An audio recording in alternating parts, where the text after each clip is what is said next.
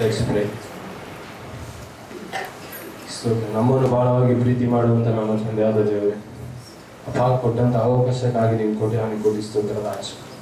ಅಪ್ಪ ಮಾತನಾಡೋದು ನಾನಲ್ಲ ಸ್ವಾಮಿ, ಅಪ್ಪ ಇಲ್ಲಿ ನಿಂತಿರೋದು ನಾನು ರಾಜ. ಪವಿತ್ರಾತ್ಮನ ತಾನೇ ಸ್ವಾಮಿ ನನ್ನ ಮುಖಾಂತರ ರಾಜ ಏನೇನು ತಿಳಿಸಬೇಕು ಅಂತ ಸ್ವಾಮಿ ಸಭೆಯಲ್ಲಿಟ್ಟಿದ್ದೀರ ರಾಜ, ನನ್ನ ಮುಖಾಂತರ ತಿಳಿಸಬೇಕಾಗಿ ಬೇಡಿಕೊಳ್ಳುತ್ತೇನೆ ಸ್ವಾಮಿ. ಯೇಸು ಕ್ರಿಸ್ತನ ಮೂಲಕ ಬೇಡಿಕೊಳ್ಳುತ್ತೇನೆ ನನ್ನ ಪ್ರೀತಿಯ ತಂದೆ. Amen.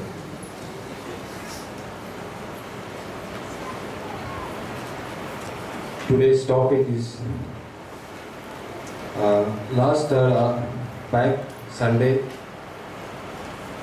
our director given me 7 points. In that I have chosen first point. Last week Brother Vikram has taken that point, must, but I could like to take same from must. The topic is must. I like to read James 1:6.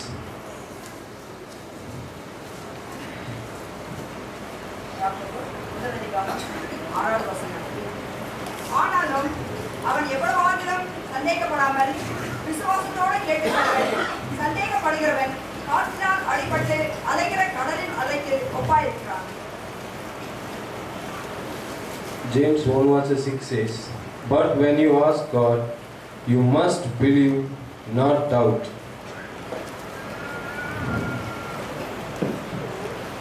When we ask God, we must. When you ask God, you must believe. We have 3 points about ask. First point, when you ask to God,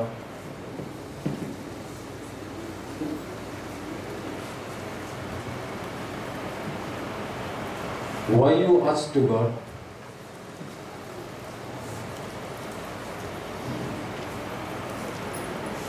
And third point is what you ask to God.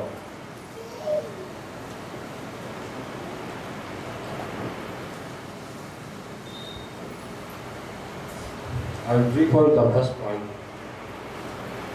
When you ask to God, when we ask to God, when we come to God, ನಾವು ಯಾವಾಗ ದೇವರ ಹತ್ರ ಏನು ಅವಶ್ಯಕತೆ ಇದೆಯೋ ಯಾವಾಗ ಕೇಳುತ್ತೇವೆ. ನಾವು ದೇವರಲ್ಲಿ ಮೊದಲು ದೇವರ ಮಕ್ಕಳಾಗಿ ಮಾರ್ಪಟ್ಟ ಮೇಲೆ ದೇವರ ಬಳಿ ನಮ್ಮ ಕೊರತೆಗಳನ್ನು ಕೇಳುತ್ತೇವೆ.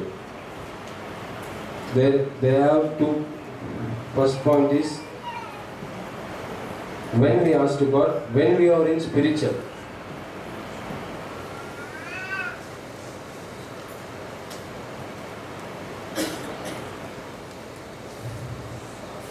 When we are in spiritual only, we can ask to God whatever we want. Same thing, 1 James 1:5 says, "But if any of you need wisdom, you should ask for God." So, first we need when we are growing in spiritual, we need the wisdom. So, we should ask the God. Now, ದೇವರ ಬಳಿ ಆತ್ಮಿಕ ಜೀವಿತದಲ್ಲಿ ಬಂದಾಗ ದೇವರ ಜ್ಞಾನವನ್ನು ಪಡೆದುಕೊಳ್ಳಬೇಕು. ಸ್ಪಿರಿಚುವಲ್ಗೆ opposite ಬಂದು worldly man.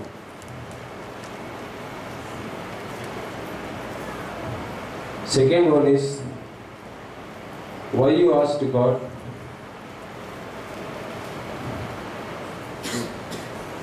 We ask the God we should be a special man.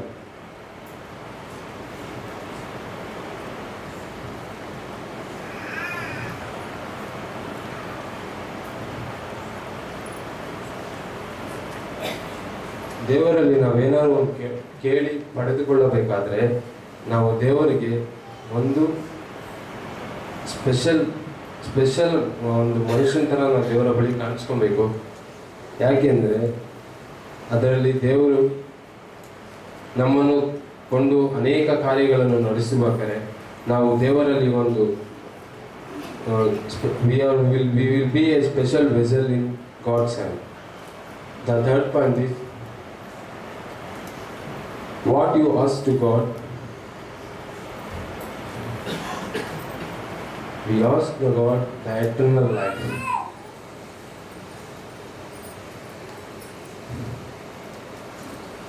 ಕೊನೆಯದಾಗಿ ನಾವು ದೇವರ ಬಳಿ ಏನು ಕೇಳ್ತೀವಿ ಅಂದರೆ ನಿತ್ಯ ಜೀವವನ್ನು ಕೇಳುತ್ತೇವೆ. ಅದೇ the same when you ask to God, we are in spiritual, we will ask the spiritual blessing or spiritual gifts and spiritual things. But the same worldly people, they are asked for them God, what's they in evil things they will ask. The spiritual opposite is worldly.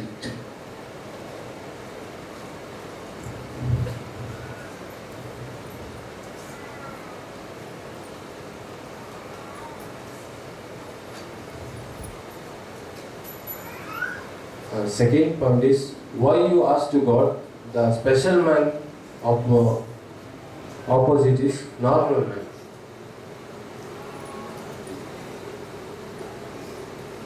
What you like to ask to God, the opposite is death. First we can see spiritual man gets special man. Special man going to eternal life. The same thing, worldly man will be only normal man and he goes to death.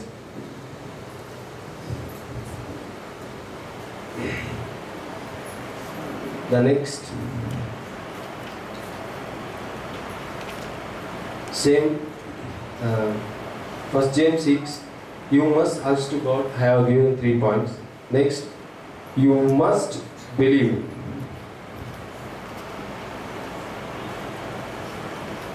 Must believe.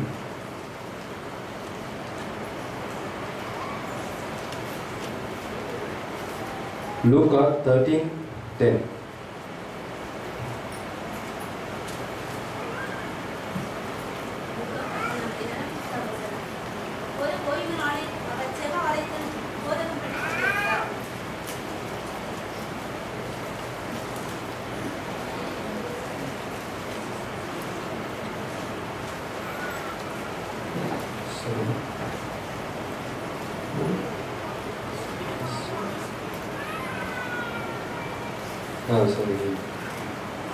Matthew 13:10.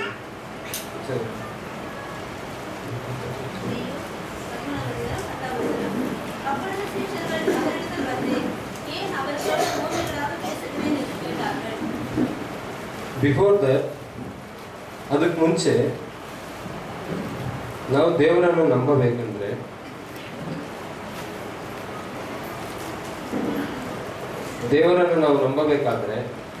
ದೇವರ ಬಳಿ ನಾವೇನು ಕೇಳಬೇಕಂದ್ರೆ ಮೊದಲು ನಾವು ಸಬ್ಬತ್ ದಿನದಲ್ಲಿ ಬಂದು ದೇವರನ್ನು ಮಹಿಮೆ ಪಡಿಸಬೇಕು. ಲೂಕ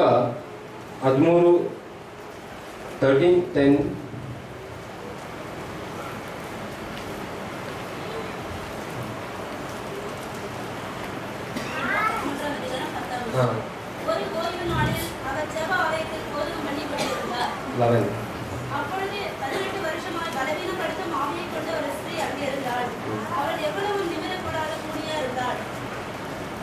ಅವರು 18 ವರ್ಷದಿಂದನೂ ಅವ್ರ ಕೈಲಿ ಎದ್ದು ಸ್ಟ್ರೈಟ್ ಆಗಿ ನಡೆಯಕ್ಕಾಗದಿರೋ ಕಾರಣದಿಂದ ಯೇಸು ಸ್ವಾಮಿಯ ಸಬ್ಬತ್ ದಿನದಲ್ಲಿ ತಪ್ಪದೆ ಆಲಯಕ್ಕೆ ಬಂದು ಅವರು ಪ್ರೀಚ್ ಮಾಡಬೇಕಾದ್ರೆ ಆ ಸ್ತ್ರೀಗೆ ಒಂದು ನಂಬಿಕೆ ಇತ್ತು. ನಾನು ಈ ಸಬ್ಬತ್ ದಿನದಲ್ಲಿ ನಾನು ಆಲಯಕ್ಕೆ ಹೋದರೆ ದೇವರು ನನ್ನ ಗುಣಪಡಿಸ್ತಾರೆ, ದೇವರು ನನ್ನ ಕೈ ಬಿಡಲ್ಲ ಎಂಬುದಾಗಿ ಆ ಯಮ್ಮನಿಗೆ ಬಹಳ ನಂಬಿಕೆಯಿಂದ ಬಂದು ಅವಳು ದೇವರ ಬಳಿ ಕೂತ್ಕೊಂಡು ಯೇಸು ಸ್ವಾಮಿಯ ವಾಕ್ಯವನ್ನು ಕೇಳುತ್ತಿದ್ದಳು. ಆಗ ದೇವರು ಅವಳನ್ನು ಮುಟ್ಟಿ ಅವಳನ್ನು ಗುಣಪಡಿಸಿದ್ದಾರೆ. ಅದೇ ರೀತಿಯಲ್ಲಿ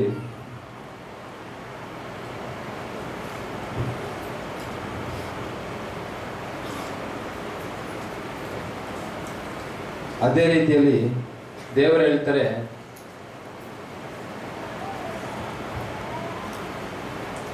ಅದೇ ರೀತಿಯಲ್ಲಿ ದೇವರು ಹೇಳ್ತಾರೆ, ನನ್ನ ಬಳಿ ಕೇಳಿ ನಾನು ಕೊಡುವೆನು. ಯಾವಾಗ ಕೇಳಬೇಕು?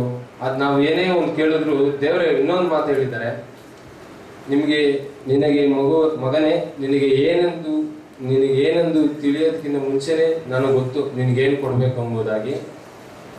ಆದರೂ ದೇವರು ಹೇಳ್ತಾರೆ, ಕೇಳಿರಿ ಕೊಡಲ್ಪಡುವುದು. ಅದಕ್ಕೆ ಏನೇ ಒಂದು ವಸ್ತು ಪಡ್ಕೊಂಡ್ರು ನಾವು ದೇವರ ಬಳಿ ಕಷ್ಟಪಟ್ಟು ತುಂಬ ಅವರಲ್ಲಿ ಪ್ರಯತ್ನವಿದ್ದು ದೇವರ ಆಲಯಕ್ಕೆ ಬಂದು ಅವರ ಪ್ರಸನ್ನತೆಯಲ್ಲಿ ಅವರ ಒಂದು ಕೃಪೆಯಲ್ಲಿ ನಾವು ಇದ್ದರೆ ಏನೇ ಕೇಳಿದ್ರು ನಮ್ಗೆ ಸಿಗುವುದು. ಅದೇ ರೀತಿಯಲ್ಲಿ ನಾನೊಂದು ಹೇಳಕ್ಕೆ ಇಷ್ಟಪಡ್ತೀನಿ. ಲೂಕ 13:11 ಆ ಒಂದು ಅವಳಿಗೆ ಒಂದು ನಂಬಿಕೆ ಇತ್ತು. 18 ವರ್ಷದಿಂದ ಬಹಳ ಕಷ್ಟಪಟ್ಟು ಅವಳಲ್ಲೊಂದು ಕಾಯಿಲೆ ಇದ್ದನು. ಆ ಕೊನೆಯದಾಗಿ ಬಂದು ಸಬ್ಬತ್ ದಿನದಲ್ಲಿ ಕುಳಿತು ಅವಳು ಗುಣಪಡಿಸ್ಕೊಂಡ್ಳು. ಆದರೆ ಅದು ದೇವರ ಕಾರ್ಯ. ಅದೇ ರೀತಿಯಲ್ಲಿ ಇದರ ಒಂದು ಆಪೋಸಿಟ್ ನಾನು ಹೇಳಕ್ಕೆ ಇಷ್ಟಪಡ್ತೀನಿ. ಒಬ್ಬರು ವಿಶ್ವಾಸಿ ಇದ್ರಂತೆ. ಅವನು ತುಂಬ ಒಳ್ಳೆ ವಿಶ್ವಾಸಿ. ನಮ್ಮ ಲೆಕ್ಕಾಚಾರದಲ್ಲಿ ಹೇಳ್ಬೇಕು ಅಂದರೆ ನಾವು ಬ್ರದರ್ಸ್ ಅಂತ ಹೇಳ್ಬೋದು, ಸಿಸ್ಟರ್ಸ್ ಲೆಕ್ಕಾಚಾರದಲ್ಲಿ ಹೇಳ್ಬೋದು ಅಂದರೆ ಅವ್ರು ಸಿಸ್ಟರ್ಸ್ ಅನ್ಬೋದು. ಅವರು ತುಂಬ ಒಳ್ಳೆ ಪ್ರೇಯರ್ ವಾರಿಯರ್ ಅಂತೆ. ಅವ್ರ ಮನೆ ಮುಂದೆ ಒಂದು ಬೆಟ್ಟ ಇತ್ತಂತೆ. ತುಂಬ ಚೆನ್ನಾಗಿ ಪ್ರೇಯರ್ ಮಾಡ್ತಾ ಇದ್ದಾನೆ. ತುಂಬ ವರ್ಷಗಳಿಂದನೂ ಪ್ರೇಯರ್ ಮಾಡ್ತಾ ಇದ್ರಂತೆ. ಆ ನಮ್ಮ ಮನೆ ಮುಂದೆ ಬೆಟ್ಟ ಇದೆ, ಪ್ರೇಯರ್ ಮಾಡ್ತೀನಿ, ದೇವರು ಅದನ್ನ ತೆಗೆದು ಸೈಡ್ಗೆ ಇಟ್ಬಿಡ್ತಾರೆ. ರಾತ್ರಿ ಎಲ್ಲ ಭಾಳ ಕಷ್ಟಪಟ್ಟು ಪ್ರೇಯರ್ ಮಾಡಿದ್ರಂತೆ. ಉಪವಾಸನೂ ಇದು ಪ್ರೇಯರ್ ಮಾಡಿದ್ರಂತೆ. ಆಮೇಲೆ ತುಂಬ ನಂಬಿಕೆ, ಎಲ್ಲರೂ ಅಂತ ತುಂಬ ನಂಬಿಕೆ ಅಮ್ಮನಿಗೆ ಅಂತ. ಆಮೇಲೆ ಆ ಎದ್ದು ಬೆಳಗ್ಗೆ ಬಂದು, ಅಪ್ಪ ನಾನು ಪ್ರೇಯರ್ ಮಾಡಿದ್ದೀನಿ, ಬೆಟ್ಟ ಇರಲ್ಲ ಅಂದ್ಬಿಟ್ಟು ಬಂದು ಡೋರ್ ಓಪನ್ ಮಾಡ್ತಂತೆ. ನೋಡಿದ್ರೆ ಬೆಟ್ಟ ಅಲ್ಲೇ ಇತ್ತಂತೆ. ಅವಾಗ ಆ ಅನ್ಕೊಂತಂತೆ, ನನ್ಗೆ ಗೊತ್ತು ಈ ಬೆಟ್ಟ ಎಲ್ಲೂ ಹೋಗಲ್ಲ, ಅಲ್ಲೇ ಇರುತ್ತೆ. ನಂಬಿಕೆ ಎಲ್ಲಿದೆ? ಅಷ್ಟು ಚೆನ್ನಾಗಿ ಪ್ರೇಯರ್ ಮಾಡಿ ನಂಬಿಕೆ ಇಲ್ಲ ಅಂದ್ಮೇಲೆ ಬೆಟ್ಟ ಅಲ್ಲೇ ಇರುತ್ತೆ, ಮನೇನೂ ಅಲ್ಲೇ ಇರುತ್ತೆ. ಅದಕ್ಕೆ ಹೇಳೋದು, ಏನೇ ಒಂದು ಮಾಡ್ಬೇಕಂದ್ರೂ ನಮ್ಮಲ್ಲಿ ನಮ್ಮ ಸ್ಪಿರಿಚುವಲ್ ಲೈಫಲ್ಲಿ ಒಂದು ನಂಬಿಕೆ ಇರಬೇಕು. ದೇವರಲ್ಲಿ ಒಂದು ನಂಬಿಕೆ ಇರಬೇಕು. ಮನುಷ್ಯರ ಮೇಲೆ ನಂಬಿಕೆ ಇರಬಾರ್ದು, ದೇವರ ಮೇಲೆ ನಂಬಿಕೆ ಇರಬೇಕು. ಅದಕ್ಕೆ ದೇವರು ಹೇಳ್ತಾರೆ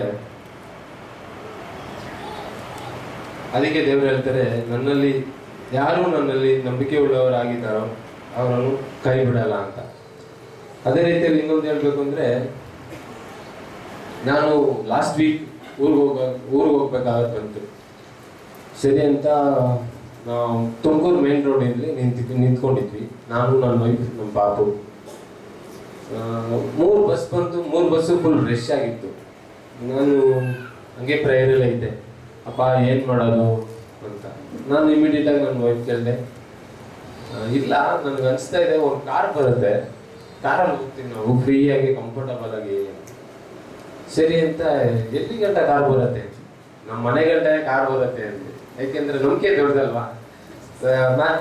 ಮತ್ತಾಯ ಸುವಾರ್ತೆಯಲ್ಲಿ ಹೇಳ್ತಾರೆ, ಸಾಸಿವೆ ಕಾಳಷ್ಟು ನಂಬಿಕೆ ಇದ್ರೆ ಸಾಕು, ದೇವರ ವಾಕ್ಯ ಹೇಳುತ್ತಲ್ಲ. ನನಗಿತ್ತು. ಸರಿ ಅಂತ ನಿಂತಿದ್ದೆ. ಫಸ್ಟ್ ಒಂದು ಕಾರ್ ಬಂತು. ಹುಬ್ಳಿ ಅಂದ್ರು. ಹುಬ್ಳಿಗೆ ನಾನು ಬರಲ್ಲ, ನೀವು ಹೋಗಿ ಅಂತ. ಆಮೇಲೆ ಇನ್ನೊಂದು ಕಾರ್ ಬಂತು, ಟಾಟಾ ಸುಮೋ ಅಂತ. ಸರ್ ಎಲ್ಲಿಗೆ? ಸರ್ ನೀವು ಎಲ್ಲಿಗೆ? ಸರ್ ನಾನು ಶಿವಮೊಗ್ಗಕ್ಕೆ ಹೋಗ್ತಾ ಇದ್ದೀನಿ. ಹಂಗೆ ನಾನು ಅಲ್ಲೇ ಭದ್ರಾವತಿಗೆ ಇಳಿಸ್ಬಿಡಿ ಅಂದೆ. ಸರಿ ಅಂತ ಕಾರ್ಗೆ ಹತ್ಕೊಂಡು, ಎಷ್ಟು ಸಾರ್ ಅಂದೆ? 500 ಕೊಡಿ. ಕಮ್ಮಿ ಮಾಡ್ಕೊಳ್ಳಿ ಸಾರ್ ಅಂದೆ. ಇಲ್ಲ ಅಷ್ಟೇ ಅಂದೆ. ಸರಿ ಆಯ್ತು, ದೇವ್ರು ನೋಡ್ಕೊಂತಾರೆ ಬಿಡು ಅಂತ ಸುಮ್ಮನೆ ಅದೇ. ಅದು ಕೂತ್ಕೊಂಡೆ. 255 ಕಿಲೋಮೀಟರ್ಸ್ ಇಲ್ಲಿಂದ ಊರಿಗೆ ಹೋಗ್ಬೇಕಾದ್ರೆ ನನಗೆ ಒಂಥರ ಪವಿತ್ರ ದೇವರ ಹೋಲಿ ಸ್ಪಿರಿಟ್ ಲೀಡ್ ಮಾಡ್ತಾ ಇದೆ. ಡ್ರೈವರ್ ಹತ್ರ ಮಾತಾಡ್ತಾನೆ ಇರು, ಮುಂದೆನೂ ಕೂತ್ಕೋ ಅಂತ. ನಾನು ಹಂಗೂ ಹೋಗಿ ಕೇಳಿದೆ, ನೀನು ಹಿಂದೆ ಕೂತ್ಕೊ, ನಾನು ಮುಂದೆ ಕೂತ್ಕೊಂತೀನಿ. ಬೇಡ ಚಳಿ ಆಗ್ತಿದೆ, ಹಿಂದೆನೇ ಕೂತ್ಕೊ. ಆಮೇಲೆ ತುಮಕೂರು ಹತ್ತತ್ರ ಒಂದು ಟೋಲ್ ಬಂತು, ನೆಲಮಂಗಲ ಟೋಲ್. ಅಲ್ಲಿ ಸರ್ ನೀವು ಮುಂದೆ ಬನ್ನಿ ಅಂತ ಡ್ರೈವರೇ ಕರೆದ್ರು. ಸರಿ ಅಂತ ಮುಂದೆ ಕೂತ್ಕೊಂಡೆ, ಮಾತಾಡ್ಕೊಂಡೇ ಬಂದೆ ತುಮಕೂರು ಗಂಟ. ಡ್ರೈವರ್ ನೋಡಿದ್ರೆ ಕ್ಲೀನಾಗಿ ನಿದ್ರೆ ಮಾಡ್ತಾ ಇದ್ದಾರೆ. ನನಗೆ ನಮಗೆ ಅಪ್ಪ ಹೆಂಗಾರು ಕರ್ಕೊಂಡು ನಾನು ಊರಿಗೆ ಸೇರಿಸ್ಬಿಡಪ್ಪ ಅಂತ. ಆಮೇಲೆ ಸರ್ ಸೈಡ್ಗೆ ಹಾಕ್ರಿ ಗಾಡಿ ನಾನು. ಇಲ್ಲ ಪರವಾಗಿಲ್ಲ ರೀ, ನಾನು DL ಹೊರಟ್ರೆ ಸೈಡ್ಗೆ ಹಾಕ್ರಿ, ಒಂದು ಸ್ವಲ್ಪ ಹೊತ್ತು ಮಲ್ಕೊಳ್ರಿ ಅಂದೆ. ಒಂದು 70 ಕಿಲೋಮೀಟರ್ಸ್ ಹೋಗಿರ್ಬೋದು. ಆಮೇಲೆ ಗಾಡಿ ಸೈಡ್ಗೆ ಹಾಕಿ ಮಲ್ಕೊಂಡು, ಸರ್ ನಾನು ಓಡಿಸ್ಲಾ ಗಾಡಿ, ನಾನು ಓಡ್ಸಕ್ಕೆ ಬರುತ್ತಾ? ನಿಮ್ಗೆ ನಂಬಿಕೆ ಇದೆ ನಾನು ಓಡಿಸ್ತೀನಿ ಅಂತ. ನನಗೆ ನಂಬಿಕೆ ಇದೆ ಅಂದೆ. ಆಯಿತು, ಒಂದು 5 ನಿಮಿಷ ಸಾಕು, ಒಂದು 30 ಕಿಲೋಮೀಟರ್ ಓಡಿಸ್ಕೊಡಿ, ಆಮೇಲೆ ನಾನು ಎದ್ಬಿಟ್ಟು ಓಡಿಸ್ತೀನಿ ಸರಿ ಅಂತ ನಾನು ಗಾಡಿ ತೊಗೊಂಡು ಓಡಿಸ್ದೆ. ನಮ್ಮೂರ ಹತ್ರ ಹೋಗ್ತಾ ಒಂದು 10 ಕಿಲೋಮೀಟರ್ ಇರಬೇಕಷ್ಟೇ. 5 hours ಗಾಡಿ ಓಡಿಸಿದ್ದೀನಿ. 5 minutes ಹೇಳಿದ್ದವ್ರು ಮಲ್ಕೊತೀನಿ ಅಂತ. 5 hours ಗಾಡಿ ಓಡಿಸ್ಕೊಂಡು ಹೋಗಿದ್ದೀನಿ, ಎದ್ದೇ ಇಲ್ಲ. ಇನ್ನೇನು ಮನೆ ಹತ್ರ ಹೋಗ್ಬೇಕು ಸರ್, ಮನೆ ಬಂತು ಇಳಿಲ್ಲ, ಬಂದ್ಬಿಡ್ತ ಸರ್ ಹಂಗೆ. ಆದರೆ ಅದಕ್ಕೆ ದೇವರಲ್ಲಿ ನಾವು ಏನೇ ಒಂದಿದ್ರು, ದೇವರಲ್ಲಿ we must believe the god, we must be hope on the god, we must be the spiritual god. ಇದನ್ನು ಹೇಳ್ತಾ ನಾನು ಇಲ್ಲಿಗೆ ಕೊಟ್ಟಂತ ಸಮಯಕ್ಕಾಗಿ ತುಂಬ ಧನ್ಯವಾದಗಳು. ಮೊದಲಾಗಿ ನನ್ನನ್ನು ಇಲ್ಲಿ ನಿಲ್ಲಿಸಿರುವ ದೇವರಿಗೆ ಒಂದು ಧನ್ಯವಾದಗಳು ಹೇಳ್ತಾ, ಈ congregation and all elders and my spiritual father doctor Ravi Daniel ಅವರಿಗೆ ನನಗೆ ಕಾಲ್ ಮಾಡಿ ಕೇಳಿದೆ, ಅಯ್ಯ ಮೆಸೇಜ್ ಕೊಡಬೇಕು ಅಂತ. ಆಯಿತು, ಇದಕ್ಕೆಲ್ಲ ಮುಂದೆ ಬರಪ್ಪ ಅಂದರು. ಬಟ್ ಇನ್ನೊಂದು ಸ್ವಲ್ಪ ಅನಿವಾರ್ಯ ಕಾರ್ಯಗಳಿಂದ ನಾನು ದೂರ ಇದ್ದೀನಿ. ದಯವಿಟ್ಟು ಎಲ್ಲರೂ ನನಗೋಸ್ಕರ ಪ್ರೇಯರ್ ಮಾಡಿ, ನಾನು ಮತ್ತೆ ಅದೇ ಸ್ಥಾನಕ್ಕೆ ಬರಬೇಕು. ಆದರೂ ನನಗೋಸ್ಕರ ಎಲ್ಲ ಪ್ರೇಯರ್ ಮಾಡಿ ಬೇಕು ಅಂತ ಎಲ್ಲರಿಗೂ ಧನ್ಯವಾದಗಳು. செய்தி கொடுக்க முன்பாக கடைசியில சொல்லிட்டார் அவரே, due to my family problem, that means the child, nobody is there to look after the small kid, I'm unable to continue in the church and the church activities. You can identify the last message and previous message and this message. Sunday வந்து நின்னாவே எல்லாரையும் சிரிக்க வச்சு தான் உட்கார வைப்பார். The fluency, innocence, the direct revelation of God. But அவரே சொல்றார், கொஞ்சம் நம்ம ದೂರ ಇರುವುದರಿಂದ செய்தி ಕೂಡ ಆಗ್ತಾ ಇಲ್ಲ. ಬಟ್ ದೇವರು ಕೃಪೆಯಿಂದ ಅವರು ತಿರ್ಗಾ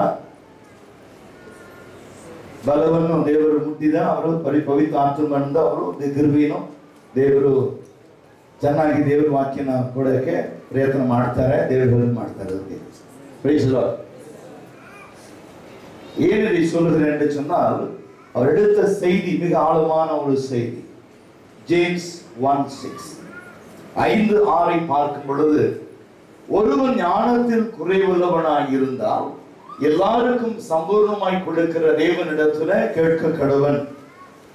கேட்கிறவன் சந்தேகப்படாமல் தேவன் தமக்கு அருளுகிற ஆசீர்வாதங்களை அவன் முழு நிச்சயத்தோடு விசுவாசிக்கிறவனாய் இருந்தால் தேவன் அவனுக்கு அதை தருவார். கன்க்ளூடிங்ல ஒரு வார்த்தை சொன்னேன், ஒரு 5 நிமிஷம் நித்திரை செய்கிறேன், அதுக்கு பிறகு நான் ரெஃப்ரெஷ் ஆன பிறகு வண்டி ஓட்டுறேன். ஆனா டெஸ்டினேஷன் வந்துருச்சு, போய் 5 நிமிஷம் ஓய்வு எடுக்கிறதுக்குள்ள ரெஸ்ட் அண்ட் ரெஃப்ரெஷிங். ஆவிக்குரிய வாழ்க்கையில எப்பொழுதெல்லாம் தேவ சமூகத்திலே நாம் இளைப்பாறுகிறோமோ, தேவன் ஒரு பெரிய காரியத்தை நமக்கு செய்ய தேவன் வல்லவராக இருக்கிறார். Price the Lord. அப்போஸ்தலனாகிய பவுலுடைய வாழ்க்கையில பார்க்கும் பொழுது எப்பொழுதுமே தேவ சமூகத்திலே அவன் காத்திருக்கிறவனாக இருக்கிறவன். பவுல் எப்பொழுதுமே தேவ சமூகத்திலே காத்திருக்கிறவன். இயேசு கிறிஸ்து எப்பொழுதுமே பிதா சமூகத்திலே காத்திருக்கிறவர். அப்போ காத்திருக்கிறவர்கள், கர்த்தருக்கு காத்திருக்கிறவர்கள் கழுகுகளை போல செட்டை அடித்து உயர எழும்புவார்கள், ஓடினாலும் நடந்தாலும் நிலைப்படையார்கள், சோர்ந்து போவார்கள் என்று வேதம் சொல்லுகிறது. ஏசாயா 28ஆம் அதிகாரம் 11-12 வசனங்களை திருப்பிக் கொள்ளுவோம் இந்த நாளுக்காக. எப்படி தேவன் நம்மை அவருடைய சமூகத்திலே நம்மை நடத்துகிறார். ஏசாயா 28ஆம் அதிகாரம் 11-12 வசனங்களை நாம் தியானிப்போம்.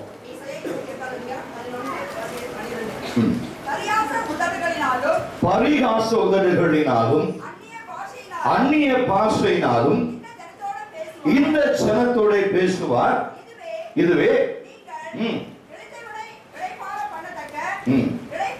இளைத்தவனுடைய இளைப்பாறு பண்ணுகிறதான இளைப்பாறுதல், இதுவே ஆறுதல் என்று அவர்களோட சொன்னாலும் கேட்க மாட்டோம் என்கிறார்கள். இந்த கடைசி காலத்தில் இந்த வசனத்தை நாம் திரும்பமாக ஜேம்ஸ் சாப்டர் 1:6 எடுத்துக்கொள்வோம். அப்படியே அங்க ஜேம்ஸ் சாப்டர் 6 போயிடுவோம். யாக்கோபு முதல் அதிகாரம் 6ஆம் வசனத்தை எடுத்துக்கொள்வோம். ஆனாலும் எவ்வளவு ஆகிலும் சந்தேகப்படாமல் விசுவாசத்தோட கேட்க கடவன். இன்றைக்கு ஆவிக்குரிய நிறைவை குறித்து நாம் பார்க்கிறோம். ஒரு கிறிஸ்துவ வாழ்க்கையில ஒரு மனுஷன் கிறிஸ்துவோடு இணைந்திருக்கிறான் அல்லது கிறிஸ்துவோடு நடக்கிறான் என்று சொன்னால் வேதம் சொல்லுகிறது, ஒருவன் கிறிஸ்துவுக்குள் இருந்தால் அவன் புது சிருஷ்டியாக இருக்கிறான், பழையவைகள் எல்லாம் ஒழிந்தன, எல்லாம் புதிதாயின என்று பார்க்கிறோம். But let him ask in faith with no doubting, for he who doubts is like a wave of the sea, driven into tossed by the wind. காற்றில் அலைக்கப்படுகிற அலைக்கொப்பா இருக்கிறான் என்று வேதம் சொல்லுகிறது. இங்கே ஜேம்ஸ் சாப்டர் எடுத்துக்கொள்வோம் என்று சொன்னால் அந்த முதல் அதிகாரத்தில் இந்த யாக்கோபை குறித்து சொல்லப்படுகிற ஒரு காரியம் மிக முக்கியமான ஒரு காரியம். வாழ்க்கையில பலவிதமான உபத்திரவங்கள் கடந்து வரும், வாழ்க்கையில பிரச்சனைகள் வரும். அப்போ இவர் கேட்கிறார், இங்க யார் தேவனிடத்துல கேட்க வேண்டும், எதை கேட்க வேண்டும், எப்படி கேட்க வேண்டும் என்றுதான் சொன்னாங்க. when, why, how. தம்பி சன்னியுடைய மெசேஜ் பாருங்க.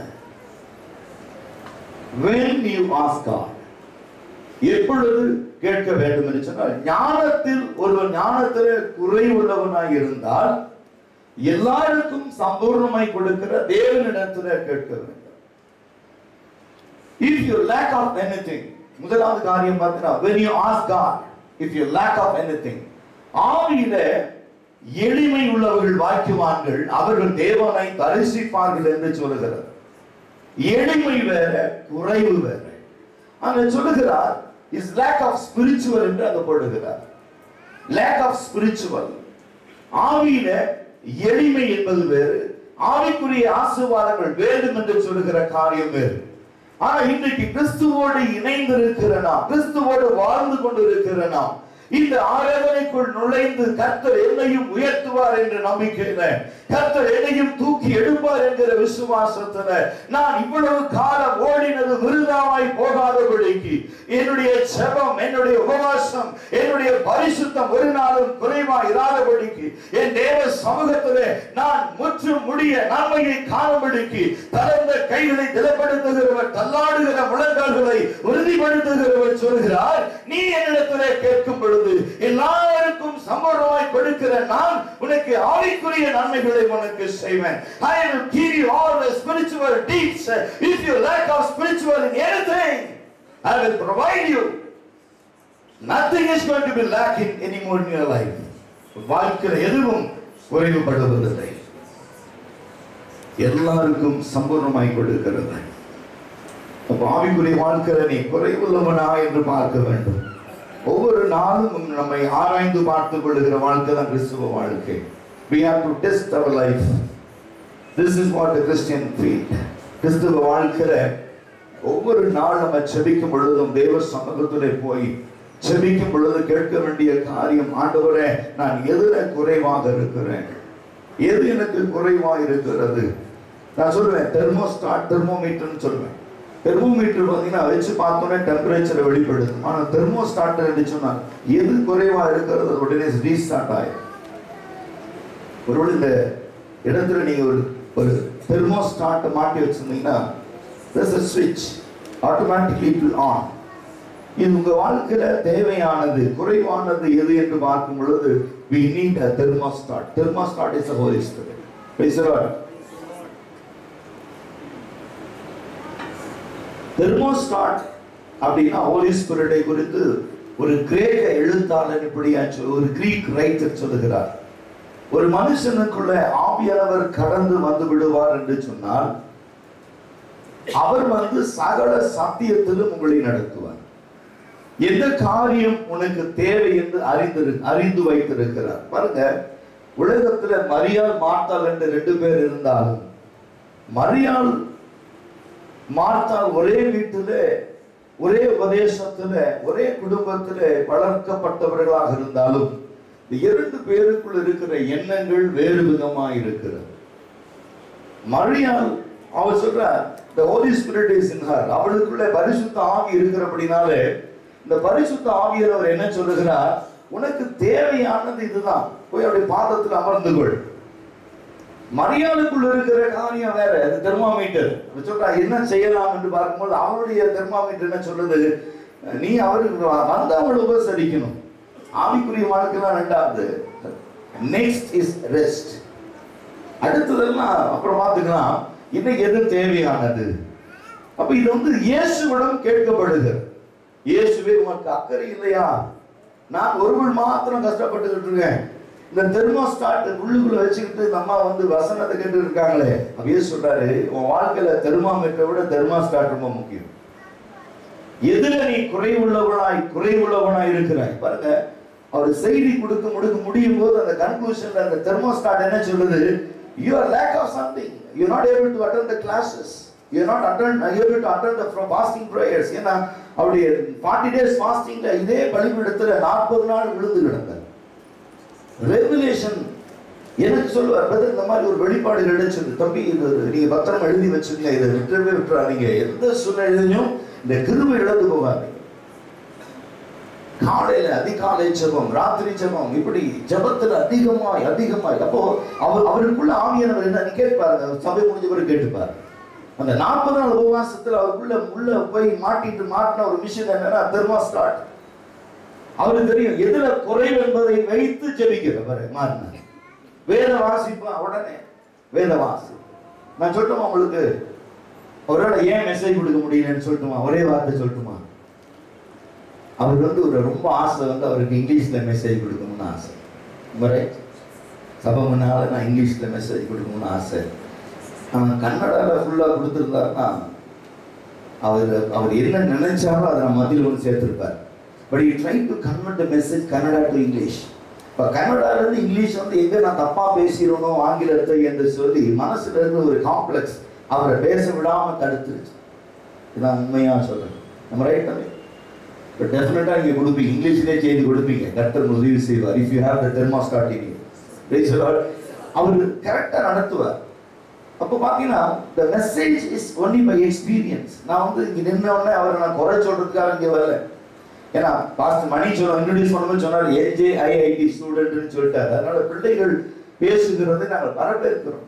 எப்படி பேசுறாரு நான் சொன்னேன், எனக்கு கிடைக்காத கிருபைகளை இந்த பிள்ளைகளுக்கு கற்றுக் கொடுத்திருக்கிறார். நான் முதல் பெங்களூர்ல வந்து ஒரு செய்தி கொடுக்கும் போது 50 பேர் ஜாஸ்தி.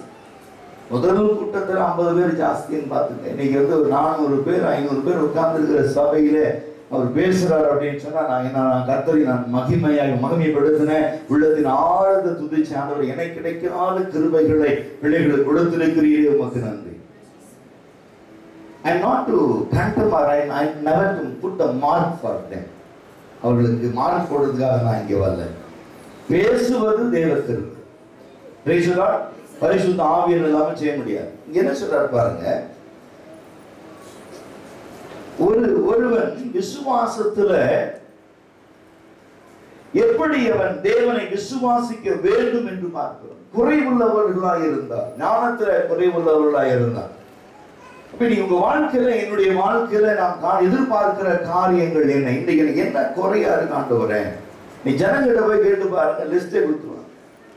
என் வாழ்க்கையை பாருங்க, நான் ரட்சிக்கப்பட்டுட்டேன், ஞானஸ்தானம் எடுத்துட்டேன், ஆனா இப்போ கொஞ்ச நாள் என்னால் என்ன செய்ய முடியல, ஜெபிக்க முடியல, எனக்கு வேதம் வாசிக்க முடியல, நல்ல உள்ளத்தின் ஆழத்திலிருந்து கர்த்தரை துதிக்க விருப்பப்படுறேன், பாட்டு பாடணும்னு நினைக்கிறேன், ஆனா என்னால முடியலையா, அது என்னன்னு சொல்லுங்களேன் அப்படின்னு கேட்டீங்கன்னா அவங்களுடைய வழிமுறைகள், உங்களை வழி நடத்துகிற முறை வேற மாதிரி இருக்கும்.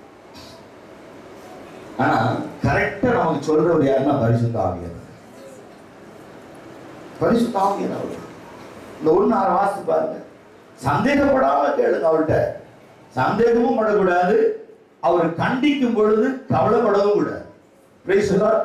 அவர் சொல்லுவாரு, தம்பி உன்னுடைய வாழ்க்கையில ஜெப குறைவு, வாழ்க்கையில உன் வாழ்க்கையில உபவாசம் குறைவு, உன் வாழ்க்கையில வேத வாசிப்பு குறைவு, வேத தியானம் குறைவு, அப்போ இவைகளை நாம் என்ன செய்யணும்? ஆவியானவர்கிட்ட அப்படியே ஆண்டவரே சந்தோஷம் பாருன்னு சொல்லி உடனே அக்செப்ட் பண்ணுகிற குணாதிசயம் உங்களுக்குள்ள வரும் இருக்கு. அதுதான் சிறிதளவும் சந்தேகப்படாமல் நான் ஜெபம் பண்றேனே. Don't ever argue with the Holy Spirit. பரிசுத்த ஆவியானவர்கிட்ட என்னைக்குமே நம்ம ஆர்கியூமெண்ட் பண்ணவே கூடாது. ஏன்னா he will speak the right things. எந்த சூழ்நிலையுமே அவர் கரெக்டா பேசுவார். ஒரு நாளும் குறைவோ தப்போ சொல்லவே மாட்டார். நம்மளை நிறைவாக்குகிறவர். The fullness holy. அவர்கள் பரிசுத்த ஆவிக்கு இன்னொரு வார்த்தை கிரேக்க பதத்தை என்னன்னா முழுமை உடையவர். நமக்குள்ள வந்துட்டா நம்மளும் முழுமை அடைந்தோம். இந்த இடத்துல சொல்லப்படுகிற ஒரு காரியம் பார்க்கும் பொழுது without reproach, சந்தேகப்படாமல். யார்கிட்ட கேட்கணுமா? சம்பூர்ணமாய் கொடுக்கிற. அப்போ நம்ம வாழ்க்கையில உலகத்துல 2 காரியம் சொன்னார். தம்பி எடுக்க மெசேஜ் பாருங்க. 2 காரியம் சொன்னார். ஒண்ணு when you ask God, when we are in spiritual, if you are in spiritual, if you ask God, He will give you wisdom. If you are the worldly person, you cannot ask God. God cannot give you the wisdom, because the spiritual result is a wisdom, but world cannot expect wisdom from God. தேவனிடத்தில் இருந்து நம்ம ஞானத்தை பெற வேண்டும் என்றால் ஆவிக்குரியவர்களாக இருந்தால் மாத்திரமே பெற முடியும். உலகத்தார்கள் அதை பெற முடியாது. இது அவருடைய ரகசியம். 2வது ஒரு காரியம் சொன்னார். அதை நீங்க வாசித்து பாருங்க. 1:6 செகண்ட் வாசித்து பாருங்க.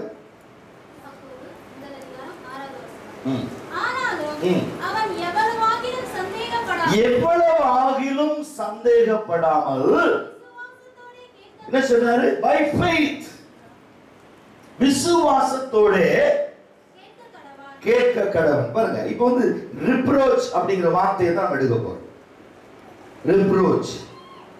If anyone you lacks wisdom, let him ask God, who gives to all liberally and without reproach, and it will be given to him. ரிப்ரோச்ங்கிற வார்த்தைக்கு என்ன அர்த்தம்னா ஒனிடிசோங்கிற கிரீக் வேர்ட்னா இந்த ரிப்ரோச்னுடைய அர்த்தம்.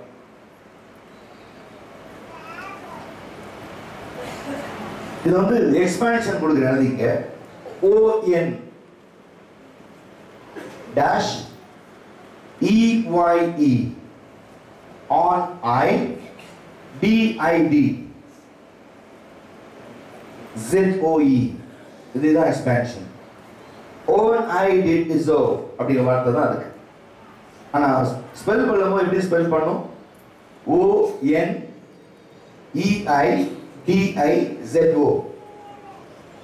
ONEIDIZO. ஒனிடிசோங்கிற வார்த்தையை on I did so அப்படி சொல்றோம். இது என்ன அர்த்தம்னா originally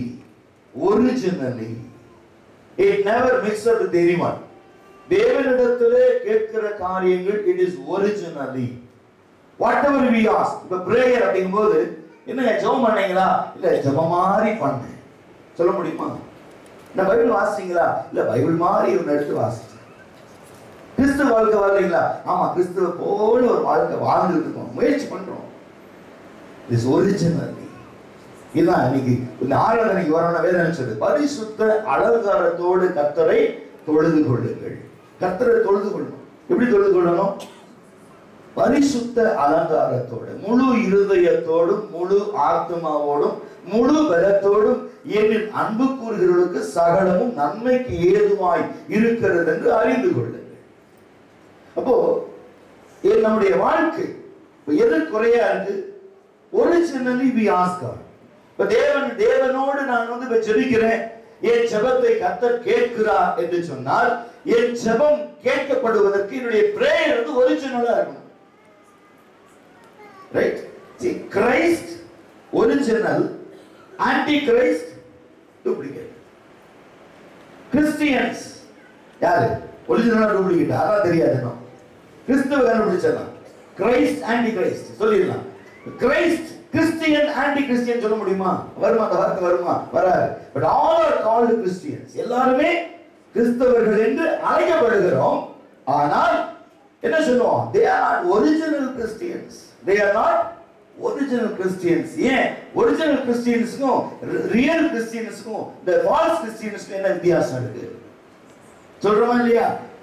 இவர்கள் வாயினால் என்னை துதித்தாலும் உள்ளமோ தூரமா இருக்கு. இப்ப யார் அவங்க? False Christians. உள்ளம் என்னமோ தேவனை துதிக்குது, உள்ளம் தேவனை போற்றி பாடுது, வேதத்தை கையில வச்சிருக்கிறோம், உபவாசிக்கிறோம், ஜெபிக்கிறோம், எல்லாம் இருக்கு. ஆனா we are not called original Christians. ஏன்? something is lacking to our life. இப்ப இந்த இடத்துல பாத்தீங்கன்னா ஒனிடிசோங்கிற வார்த்தைக்கு ஒரிஜினலி அப்படின்னு ஞானத்துல குறைவா இருக்குன்னா, நீங்க யாராவது உங்க பிள்ளைங்க எக்ஸாம் டைம்ல இதெல்லாம் அடிச்சு கொடுக்குறோம், 1:5 தான் அடிச்சு விட்டுறோம், யாக்கோபு 1:5 தான் இல்ல பல வருஷமா அடிச்சு கொடுத்துருக்கோம். ஒரு நாள் ஆவியன்ட்டு கேட்டார், இவங்க ஆண்டவரே நான் ஞானத்துல குறைவுள்ளவனா இருக்கிறேன், எல்லாத்துக்கும் சம்பூர்ணமா கொடுக்க நீர் எனக்கு கொடுங்க அப்படின்னு கொடுத்துருவாரா? நான் கொடுத்துருவேனான்னு கேட்கிறாரா? அப்ப இப்படி ஆண்டவரே நாங்க இவ்வளவு விசுவாசமா கேட்கிறோமே, விசுவாசம் இருக்கு, நீ ஜெபிக்கிற உண்மையா நீ கேட்ட நான் கொடுக்கணும், ஆனா நீ கேட்கறது என் சமூகத்துக்கு வர மாட்டேங்குது.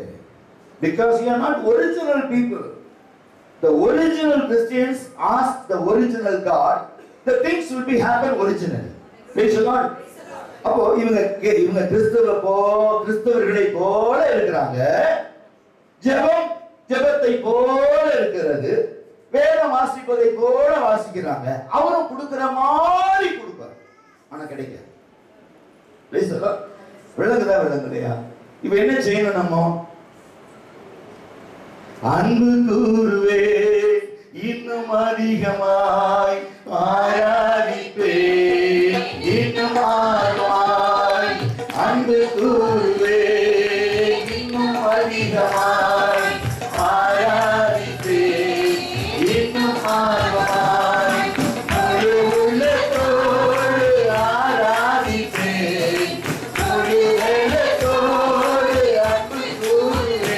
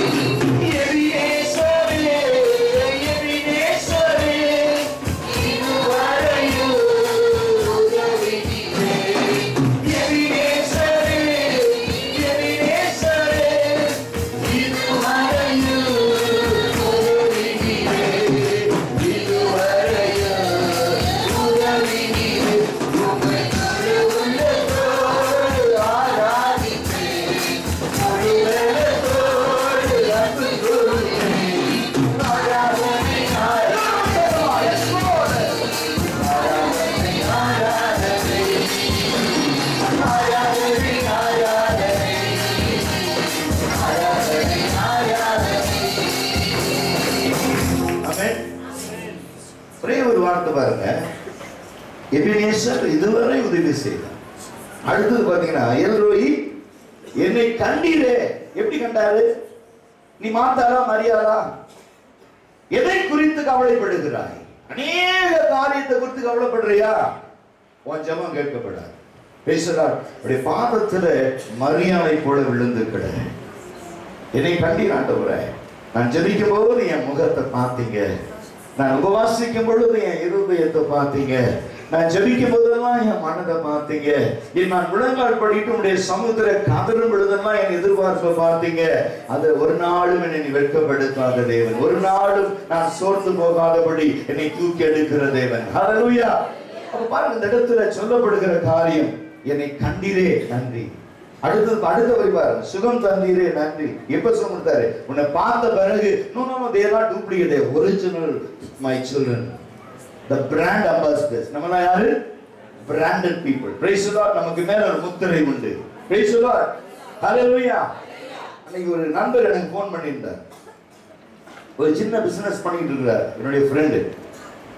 கடந்த மாதத்துல அவர்கிட்ட இருந்து ஒரு ஃபோன் கால் வந்துச்சு. எனக்கு ஃபோன் பண்ணிட்டு, பிரதர் எப்படி இருக்கீங்க, நல்லா இருக்கீங்களா, ரொம்ப வருஷம் ஆச்சு பார்த்து. ஆமா ரொம்ப நாள் ஆச்சு, ஒரு சின்ன ப்ராப்ளம் உங்ககிட்ட கேட்டுட்டு செய்யலாம். என்ன விஷயம் சொல்லுங்க.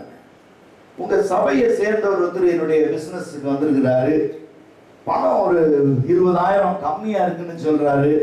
உங்க பேரு சொல்றாரு, நான் கிறிஸ்டியன், நானு கேட் ஆஃப் மினிஸ்ட்ரியில இருக்கிறேன், இந்த சர்ச் மெம்பர். உங்க பேரு சொல்றாரு. உங்க பேரை சொன்னவரு எனக்கு ஒரு சந்தேகமும் இல்லை. ஆனா உங்க சபையை சேர்ந்தவராங்கிற ஒரு கன்ஃபர்மேஷன் மட்டும் வேணும். கொடுங்க போன். என்ன praise lord pastor, praise lord தம்பி, எப்படி இருக்கீங்க, நல்லா இருக்கீங்களா, போனை கொடுங்க. என்னுடைய சபையை சேர்ந்தவர் தானே. சரி, கட் பண்ணிட்டேன். ஒரு 15 நிமிஷம் கழிச்சு நான் திரும்பி ஃபோன் பண்ணி, என்ன விஷயம் இல்லை, ஒரு 45,000 மெட்டீரியல் கொடுத்தேன், 25,000 வச்சிருக்காரு, 20,000 அடுத்த வாரம் தரேன். அடுத்த வாரம் இல்லை, எப்போ இருக்கோ கொண்டு வந்து கொடுங்க. ஏன்னா because you belongs to gate of ministry. அந்த ஊழியக்காரை பத்தி எனக்கு தெரியும், உன்னை பத்தி நான் தெரிஞ்சுக்க வேண்டிய அவசியம் இல்லை. நீ கொடுக்கலன்னா அவர் கொடுப்பாரு. ஏற போயிடாதீங்க அப்படி வாங்கிறதுக்கு. ஏன் சொல்றேன்னா, இல்லை எதுக்கு சொல்றேன் அப்படின்னா, நம்ம சபை வந்து ஒரு branded church. Praise the lord. ஏன்னா அந்த மாதிரியான ஆட்கள் நம்ம சபையில இல்ல, ஏமாற்றக்கூடியவங்க இல்ல சபையில. ஆமென் சொல்லுங்க. ஏமாறவங்க இருக்காங்க. அதுக்காக நான் ரொம்ப நாளா நானும் அப்படியாப்பட்ட ஆளா தான் இருந்தேன். அதனாலதான் கர்த்தர் சபையிலையும் என்ன மாதிரி ஆளை கொடுத்துருக்காங்க. ஏமாறுகிறவர்கள் ஏமாற்றுல. அதான் வசனம் சொல்லுது, கடன் கொடுப்பாய் திரும்பி வாங்க மாட்டேன். கடன் கொடுக்கறதோட உன் வேலை முடிஞ்சிச்சு, திரும்பி வாங்க மாட்டேன். ஏன்னா வாங்கினா பிரச்சனை, கொடுத்ததை கேட்ட அடுத்தது பகை. சரிதானே? இப்ப நீ ஆவிக்குரிய வாழ்க்கையில we are branded people.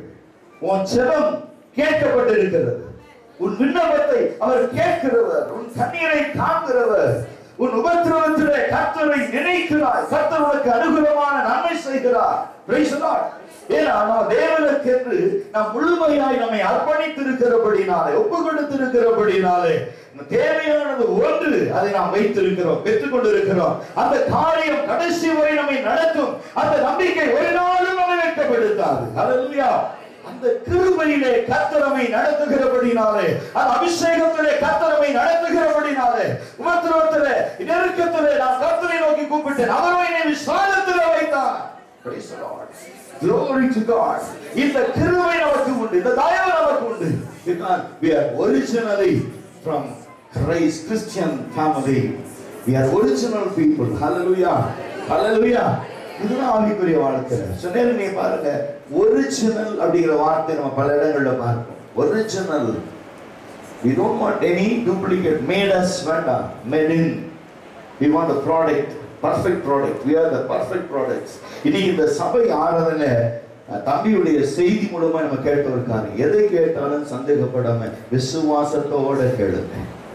ஏன்னா we are branded people. ஆமென். இப்போ இந்த வார்த்தை reproach அப்படிங்கிற வார்த்தைக்கு நான் சொன்னேன், when it is so to behave in very juvenile immature way, வாலிபனாக சில குறிப்பிட்ட வயதுக்குட்பட்டவர்களாய் ஞானமற்ற immaturely. நம்ம வந்து சில நேரங்கள்ல கேட்க தெரியல, அதான் உண்மை. ஜெபிக்க தெரியல, அதான் உண்மை. வேதம் வாசிக்க தெரியல, அதான் உண்மை. உள்ளத்திலிருந்து பாட்டு பாட தெரியல, அதான் உண்மை. மற்றவரோடு சம்பாஷிக்கிற அந்த எண்ணம், அந்த தெளிவு நமக்குள்ள இல்லை, அதுதான் உண்மை. We don't know how to approach people. We don't know how to approach God. We don't know how to kneel down and asking God for the victorious life. நம்ம கேட்க தெரியல. ஆனா இன்றைக்கு தேவன் சொல்றார், குறை உள்ளவர்களாக இருக்கிறாயா? என்ன குறை? ஐஸ்வர்யவான் கேட்கிறாரு, இவைகள் எல்லாம் நான் சிறு பிராயம் முதற்கொண்டு கடைபிடித்து வருகிறேன், இன்னும் என்ன குறை? என்ன கேட்கிறாரு? உங்களுக்கு ஒருவர் ஞானத்துல குறை உள்ளவனாக இருந்த, இது ஞானத்தை விட்டுல எதுவா இருந்தாலும் சரி, அவன் வந்து இயேசுவின் பின்னாலே போக விரும்புகிறான். ஐஸ்வர்யமான வாலிபன் அவர் சிறு பிராயம் முதற்கொண்டே ஒரு கிறிஸ்துவ வாழ்க்கை வாழுகிறவர். From his childhood, சிறு பிராயம் முதற்கொண்டே ஜெபிக்கிறவன், உபவாசிக்கிறவன், வேதம் வாசிக்கிறவன், சபைக்கு ஒழுங்காய் வருகிறவன், செய்திகள் எல்லாம் ஒழுங்காய் எழுதுகிறவன். ஆனா அவனுக்கு இயேசு கிறிஸ்து கேட்கிறான், நான் உம்மை பின்பற்றி வர விரும்புகிறேன். அப்போ இவனுடைய சிறு பிராயம் முதற்கொண்டு இவனுடைய கிறிஸ்துவ வாழ்க்கை, it never gives the assurance. அவனுக்குள்ள நான் இயேசு பின்னால போவேங்கிற எண்ணம் வரல, நான் பின்பற்றி வர விரும்புகிறேன்னு கேட்கிறாங்க. It's a question. விரும்புகிறான். அது இயேசு என்ன சொல்லுகிறார்? இவைகள் எல்லாம் நீ செய். அது அவன் சொல்றான், இதெல்லாம் நான் சிறு பிராயம் முதற்கொண்டே கடைபிடித்துட்டு தான் வரேன். ஆனாலும் என்ன தடை, என்ன குறை, என்ன செய்யணும்? சொல்றாரு, என்கிட்ட என்னோடு கூட உனக்கு உறவு ஏற்பட வேண்டுமானால் உன்கிட்ட இருக்கு பாரு உன் நம்பிக்கை. எதுல உன் நம்பிக்கை இருக்கு? உன் விசுவாசம் எதுல இருக்கு? உன்னுடைய எதிர்காலம் எதுல இருக்கு? அதை எல்லாத்தையும் வித்து தரித்திரம் கொடுத்து உனக்கு ஒண்ணு, உலகத்துக்கும் உனக்கும் ஒண்ணு இல்லைன்னு சொல்லு. அப்புறமா என் பின்னால ஆபிரகாமையும் அதே தான் சொன்னார். நேற்று சாயங்காலம் சொன்னார். என்ன சொன்னாரு? நீ உனக்குண்டானதை விட்டு, தகப்பன் வீட்டை விட்டு நான் சொல்ற இடத்துக்கு வா, நான் காண்பிக்கிறதை செய், நான் உனக்கு சொல்லுகிறதை செய். தான் சொன்னார். கிறிஸ்து ஏதோ ஒரு காரியத்தை நம்மிடத்தில் எதிர்பார்க்கிறார். நாம் குறைவுள்ளவர்கள். ஏதோ ஒரு விதத்தில் நாம் எல்லாருமே எவ்வளவு பேர் ஒத்துக்குவீங்க? நாம நான் சொல்றேனே, நாம் குறைவுள்ளவர்கள். ஏன்னா நிறைவுள்ளவர்கள் அப்படின்னா அடுத்த நிமிஷம் உங்களுக்கும் பூமிக்கும் சம்மதம் இல்லை, உறவு கிடையாது. தெரியுமா உங்களுக்கு? ஒரு பரிசுத்தவான், முத்தின பழுத்த பரிசுத்தவான் எழுதுறார், ஐயா உங்களுக்கு 95 வயசு ஆயிடுச்சு, இது எவ்வளவு நாள் உலகத்துல வாழ ஆசைப்படுறீங்கன்னு கேட்கணும். ஒரு ரைட்டர், ஸ்கிரிப்ட் ரைட்டர் ஒருத்த போய் கேட்கிறான், ஒரு கதை எழுதுகிறவன் கேட்கிறான், ஒரு பரிசுத்தமான பார்த்து, உங்களுக்கு 95 வயசு ஆயிடுச்சு, இப்பவும் காலை எந்திரிச்சு பிரஷ் பண்ணிட்டு குளிச்சுட்டு அப்படியே சும்மா கோட்டை போட்டுக்கிட்டு கார் அப்படியே இந்த ஊழியம் அந்த ஊழியம் அந்த ஊழியம் அந்த ஊழியம் அந்த ஊழியம் போயிட்டே இருக்கீங்களே, ஓய்வே வேண்டாமா? ரெஸ்ட் வேண்டாமா உங்களுக்கு? எப்போ உலகத்தை விட்டு போறீங்க கிறிஸ்து கிட்ட? அப்படிங்கும்போது அவர் சொல்றாரு, நான் சொன்னா நீ சிரிப்ப, நான் ஒரு நல்ல உலக புகழ்பெற்ற பெரிய ஊழியக்காரன் தான். பிலிகிரகம் தான் அதை சொன்னது. சொல்றாரு, I never think that I complete my race. நான் ஓட்டத்தை முடிச்சிட்டேன் என்னால சொல்ல முடியாது. Even today I'm lack of something. I'm lack of something. அவர் வெளிப்படையாக உலகம் முழுவதும் அவர் வந்து பாத்தீங்கன்னா சில நாடுகள் இவர்தான் கிறிஸ்துவ அப்படி பின்னால் ஓடிடுவாங்க, விழுந்துருவாங்க. அப்படி பிலிகிரகம் அந்த மாதிரி தேவனுடைய மனிதர். இந்தியாவுடைய பிலிகிரகம் டிஜிஎஸ் சொல்லுவாங்க, இவர் தான் இந்தியாவுடைய பிலிகிரகம் டிஜிஎஸ் தான். அப்படி உலக புகழ்பெற்ற மனிதர். ஒரு 3-4 ஆண்டுகளுக்கு முன்பதாக கிறிஸ்துமஸ் செய்தி எல்லாம் தொலைக்காட்சியில் அவங்க ரிலே பண்ணாங்க. எத்தனையோ கோடி ரூபாய் செலவு பண்ண ஒரே நாள்ல உலகம் முழுவதும் அவருடைய செய்தியை பார்க்கலாம் எல்லா சேனல்லையும். அந்த மாதிரி ஜனங்க சபைகளுக்கு கூட போகாம அந்த செய்தியை பார்க்க உட்கார்ந்துட்டு இருந்தாங்க ஜனங்க, பிலிகிரமுடைய செய்தி கேட்க. அவரு சொல்றாரு, do you think I complete my race? No. Even today I lack of something. I ask God, what is the lack in my life? அந்த குறை, நான் குறை உள்ளவன் தான். அந்த குறை என்னன்னு தான் நான் தினம் ஜெபம், தினம் நான் ஜெபம் பண்ண, அந்த குறைய என்னன்னு சொல்லிருங்க. என்ன செய்யணும்? அதை எடுத்து போட்டுடணும், அந்த குறையை எடுத்துடணும். அப்பதான் நான் முழுமை பெறுவேன், நீர் என்னை எடுத்துக்கொள்வீர். அது வரைக்கும் அந்த குறைய தேடி தான் ஓடிக்கிட்டு இருக்கேன், ஊழியம் செய்யல. I never do ministry, but I want to find my mistake, on my mistake. என் தவறுகளை நான் கண்டுபிடிச்சுக்கிட்டு இருக்கேன். என்ன குறை, இன்னும் என்ன குறை? அப்போ எழுதும்போது கடைசி அந்த பத்திரிகை நிருபர் எழுதுறாரு, ஒருவேளை இவருடைய ஸ்டேட்மெண்ட் படி இவர் இந்த குறை என்னன்னு இயேசு சொல்லிட்டா, அந்த குறையை இவர் ஃபுல்ஃபில் பண்ணிட்டு அடுத்த நிமிஷம் இவருக்கு பூமிக்கு இவருக்கும் சம்பந்தம் இல்லை, எடுத்துருவார் ஆண்டவர், உடனே எடுத்துருவாரு. இன்னைக்கு ரொம்ப நாள் வாழ்றோம்னா நீங்க பரிசுத்தவான்கள் முத்திர பின்னால போட்டு இருக்காதீங்க, குறை உள்ளவங்க பேசுகிறார். சொல்லுங்க, எத்தனை வயசுங்க உங்களுக்கு? நான் 70 தாண்டி 80 போயிட்டு இருக்கேன். Be careful, because something lack in your life. உன் வாழ்க்கையில் ஏதோ ஒரு குறை உண்டு. ஏன்னா மனுஷனுடைய ஆயுசு நாட்கள் 70 வருஷம், பலத்தின் மிகுதியால் 80, அது வருத்தமும் சஞ்சலமும் தான் போட்டிருக்கு பைபிள்ல. According to the religious act, ஒரு மனுஷன் 70 வயசு வாழ்றான் அப்படின்னா ஒருவேளை சந்தோஷம். According to Bible statement, I'm living accordingly ன்னு சொல்லலாம். ஆனா ஒரு யோசிச்சு பாருங்க கொஞ்சம், இன்னும் நீ முழுமை பெறாதவனாய் இருக்கிறபடினாலதான் கிறிஸ்து உன்னை எடுத்துக்கல. உனக்கும் கிறிஸ்துவுக்கும் அந்த கனெக்ஷன் ஆயிடுச்சு. நீ ஜெபிக்கிற ஜெபத்தெல்லாம் கர்த்தர் கேட்கிறார். உன் விண்ணப்பத்தின் சத்தத்தை கேட்கிறார். உன் வாயில் அதையும் சொன்னார், உன் வாயிலே சொல் பிறவாவது என்பதாகவே உனக்கு இன்னது தேவை என்று அறிந்திருக்கிறேன்னு அவர் சொன்னார். தம்பி சொன்னார்.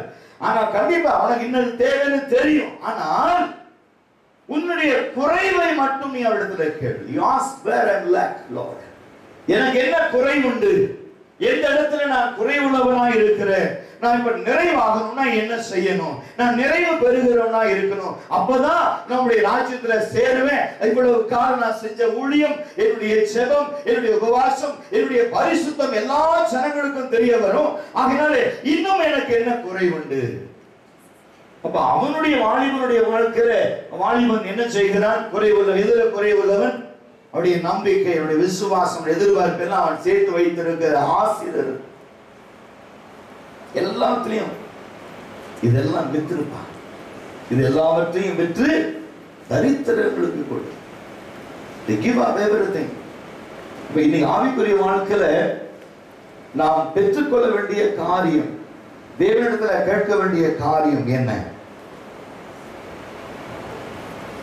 The wisdom which may be had by asking in faith. It is not intellectual knowledge or philosophical speculation, but the spiritual understanding of the purpose of trials.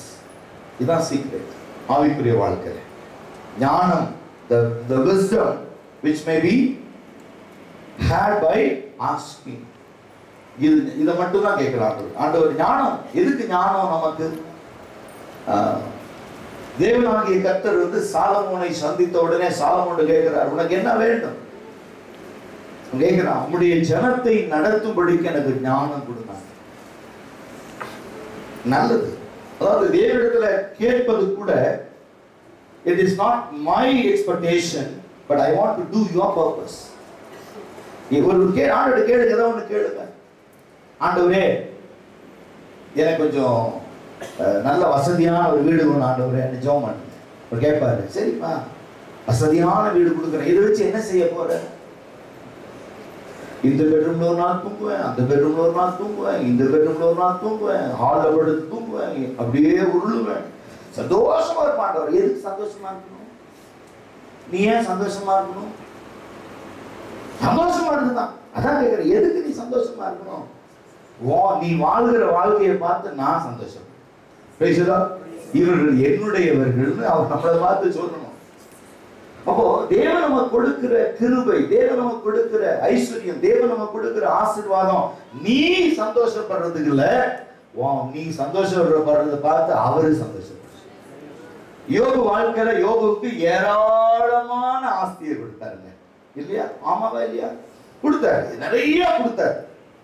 கொடுத்த உடனே தேவனாகிய கர்த்தர் யோபு பார்த்து சொல்றாரு, என் தாசனாகிய யோபுவை பார்த்தியா? அவன் உத்தமன், அவன் நீதிமான், அவன் சன்மார்க்கன், அவன் கடவுளுக்கு பயந்து ஜீவிக்கிறான். He is a man of righteousness. He is a man of honor. He is a fear of God. தேவனுக்கு பயப்படுகிறவன் என்று அறிந்திருக்கிறேன். காரியம் இருக்குல்ல. அப்ப தேவன் அவனுக்கு கொடுத்த ஆசி நிமித்தமாய் தேவன் சந்தோஷப்பட்டார். யோபு வாழ்க்கையில ஆசி வந்ததுனால சந்தோஷமா துக்கமா?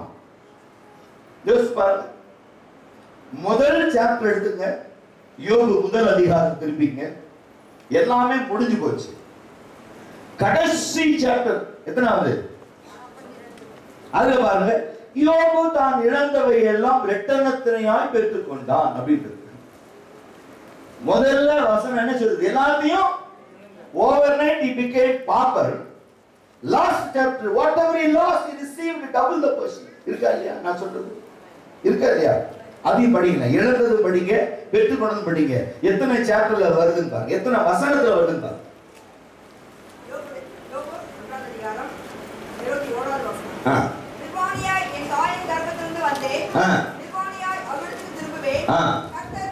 கர்த்தர் கொடுத்தார், கர்த்தர் எடுத்தார். பாருங்க, இந்த இடத்துல சொல்லப்படுகிற ஒரு காரியம், and said, make it I came out of my mother's womb, and naked shall I return thither. The Lord came, and the Lord hath taken away. Blessed be the name of the Lord. தேவனாகிய கர்த்தருடைய நாமம் மாத்திரம் மகிமைப்படட்டும். நான் நிர்வாணியா தாங்க வந்தேன், ஒன்னும் கொண்டு வரல, ஒன்னும் கொண்டு போவதும் இல்லை. கர்த்தர் எல்லாத்தையும் அவர் தான் கொடுத்தார், எல்லாத்தையும் அவர் தான் எடுத்தார். அவருக்கு மகிமை உண்டாடு. இது என்னது? ஃபர்ஸ்ட் சாப்டர்ல இருக்கு. சரியா? கடைசி சாப்டர் எடுத்து வாசித்து பாருங்க. 42ஆம் அதிகாரம் 10ஆம் வசனம் பாருங்க. என்ன சொல்லுது? கர்த்தர் அவன் சிறையிருப்பை மாற்றுகிறார். இப்போ ஒரு மனுஷனுடைய வாழ்க்கையில ஏறக்குறைய 41 சாப்டர் போயிடுச்சு, கடந்து போயிடுச்சு.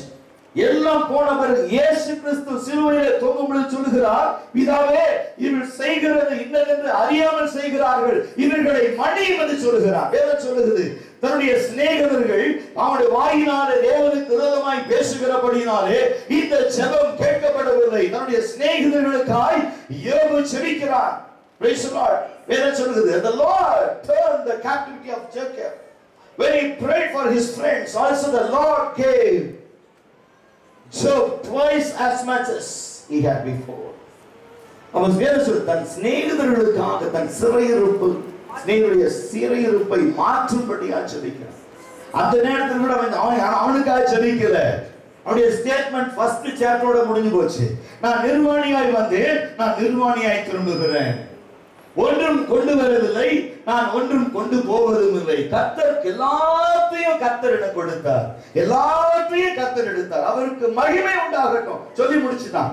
இப்ப கூட அவன் ஜெபிக்கிறது அவனுடைய சிநேகிதர்களுக்காக ஜெபிக்கிறான். Praise the Lord. சிநேகிதர்களுக்காக ஜெபிக்கிறான். இப்ப வாழ்க்கையில யோபு வாழ்க்கையில கர்த்தர் சொன்னாரு, யோபு இன்னும் உனக்கு குறை இருக்குப்பா, இன்னும் உனக்கு குறை இருக்கு. ஆண்டவரே குறை சொன்னாரு. உன்னை சுத்தி இருக்கிற உன் நண்பர்களுக்காக ஜெபிப்பார். எப்படி இருக்காங்கப்பா உன் ஃப்ரெண்ட்ஸ் எல்லாம்? எப்படி இருக்கணும்? உன் கூட யோபோட ஃப்ரெண்டுன்னு சொல்றவங்க இப்படி இருக்கலாமா? ஆண்டவரே நான் இப்படி இருக்கிறேன்னு கேட்கல, உணர்த்தப்படுகிறான், தேவனால் உணர்த்தப்படுகிறான். You pray for your friends. அப்போ தாழ்மையில் இருந்தேன், தயவாய் அன்பு கூர்ந்தேன். Praise the Lord. அப்ப நம்ம மற்றவர்களுக்காக ஜெபிக்கிற சுபாவம், மற்றவர்களுக்காக பரிந்து பேசுகிற சுபாவம். நமக்கு குறை உண்டு, 1000 பிரச்சனை இருக்கு, ஆனா நம்ம மற்றவர்களுக்காக ஜெபிக்கிறோம். யோபு தன் சிநேகிதர்களுக்காக ஜெபிக்கிறார். கர்த்தர் இவன் சிறையிருப்பை மாற்றுகிறார். Praise the Lord. God changed the imprisonment. அவருடைய சிறையிருப்பை கர்த்தர் மாற்றுகிறார். நீங்க உங்க வாழ்க்கையில் செய்ய வேண்டிய ஒரு காரியம், கர்த்தாவே என்னை ஆசீர்வதிங்க நீ உனக்காக ஜெபிப்பதை விட உண்மையாகவே குறைவில் இருக்கிற மற்றவங்களை பார்த்து நீங்க ஜெபிங்க. மற்றவங்களுக்காக ஜெபிச்சு பாருங்க. மற்றவங்களுக்குன்னா அதுக்கும் நிறைய காரியம் இருக்கு. யாருக்கு ஜெபிக்கணும்ங்கிறது கூட நான் சொல்லித்தரேன். மற்றவருடைய குறை என்னன்னு நீங்க அறியணும். இது வந்து ஒரு கிஃப்ட். அதாவது ஆவியில ஜெபிப்பது என்பது ஒரு கிருபை வரம். நான் சொல்லித்தரேன். ஜெபிப்பது கிருபை வரம். அந்த ஜெபத்துல பல நேரம் நமக்கு எப்படி ஜெபிக்கணும்னு தெரியறதில்லை. We don't know how to pray. யாருக்கு எப்படி ஜெபிக்கணும், யாருக்கு ஜெபிக்கணும், எந்த மெத்தட்ல ஜெபிக்கணும் தெரியாது. அந்த தெரியாதனால என்ன செய்யறோம், நம்ம வாட்டுக்கு ஜெபம் பண்ணிட்டு. ஒரு பிரேயர்ங்கிற புத்தகத்துல ஸ்கிரீனர் மில்க், அவர் பேர் ஸ்கிரீனர் மில்க், அவர் சொல்றாரு, இந்த பிரேயர் புத்தகம் என்ன எழுதுறாரு, நான் எனக்காக 100 நாள் ஜெபம் பண்ணார். அவருக்காக 100 days he prayed for one request, small request. எழுதி வச்சுட்டு முதல் நாள், இரண்டாவது நாள், மூணாவது நாள், நாலாவது நாள் தொடர்ந்து ஜெபம் பண்ணிட்டே இருக்கிறார். ஏறக்குறைய he reached almost a century. 100th days வந்துருச்சு. வந்த உடனே என்ன ஆயிடுச்சு, கேட்கிற ஆண்டவரே 100 நாள் ஆயிடுச்சு, இப்பவாது என் ஜெபத்துக்கு பதில் கொடுப்பீங்களா ஆண்டவரே அப்படின்னு கேட்கிறாரு. ஆண்டவர் சொல்றாரா, இன்னும் உன் ஜெபம் என் காதுல விழல. So far I never received the prayer.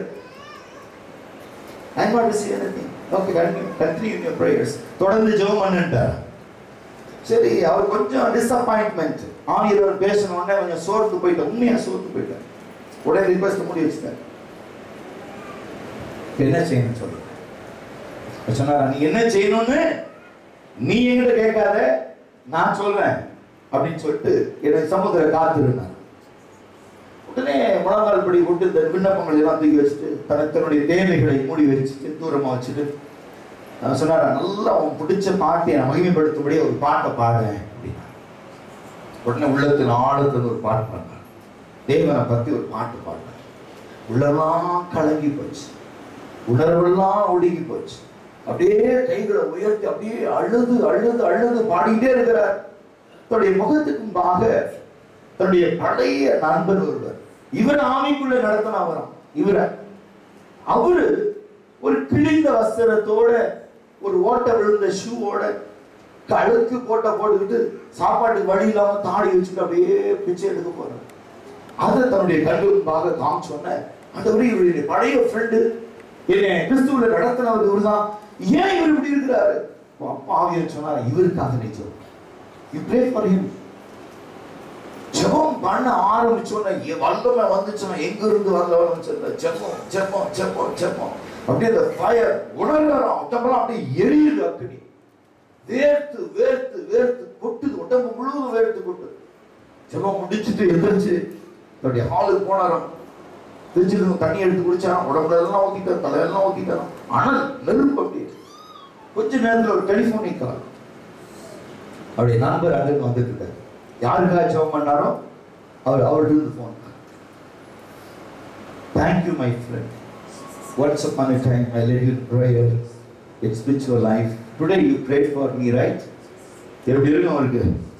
சொன்னாரா, I am in deep trouble. I asked God to Lord help me. To someone pray for me, Lord. யார்ட்ட சொல்லி இவரு அவர்கிட்ட சொல்லிக்கிறார், இவர் அவரு காமிச்சுக்கிறார். உடனே பதில் கிடைச்சிருச்சு. வெளியே போனா ஜெபம் அந்த போனை கேட்டுட்டு, ஓ தேங்க்யூ மை ஃப்ரெண்ட், நீங்க வாங்க, we will do together, we will do ministry last days phone பண்ணிட்டு போனை வச்சுட்டு பெல் அடிக்குது. போய் பார்த்தா ஒரு போஸ்ட்மேன் சார் கொரியர் பிரிச்சு பார்த்தா இவருக்கு எத்தனை டாலர் வேணுமோ அவ்வளவு டாலர் வருது. 100 நாள் ஜெபம் பண்ண அது வரல. ஆனா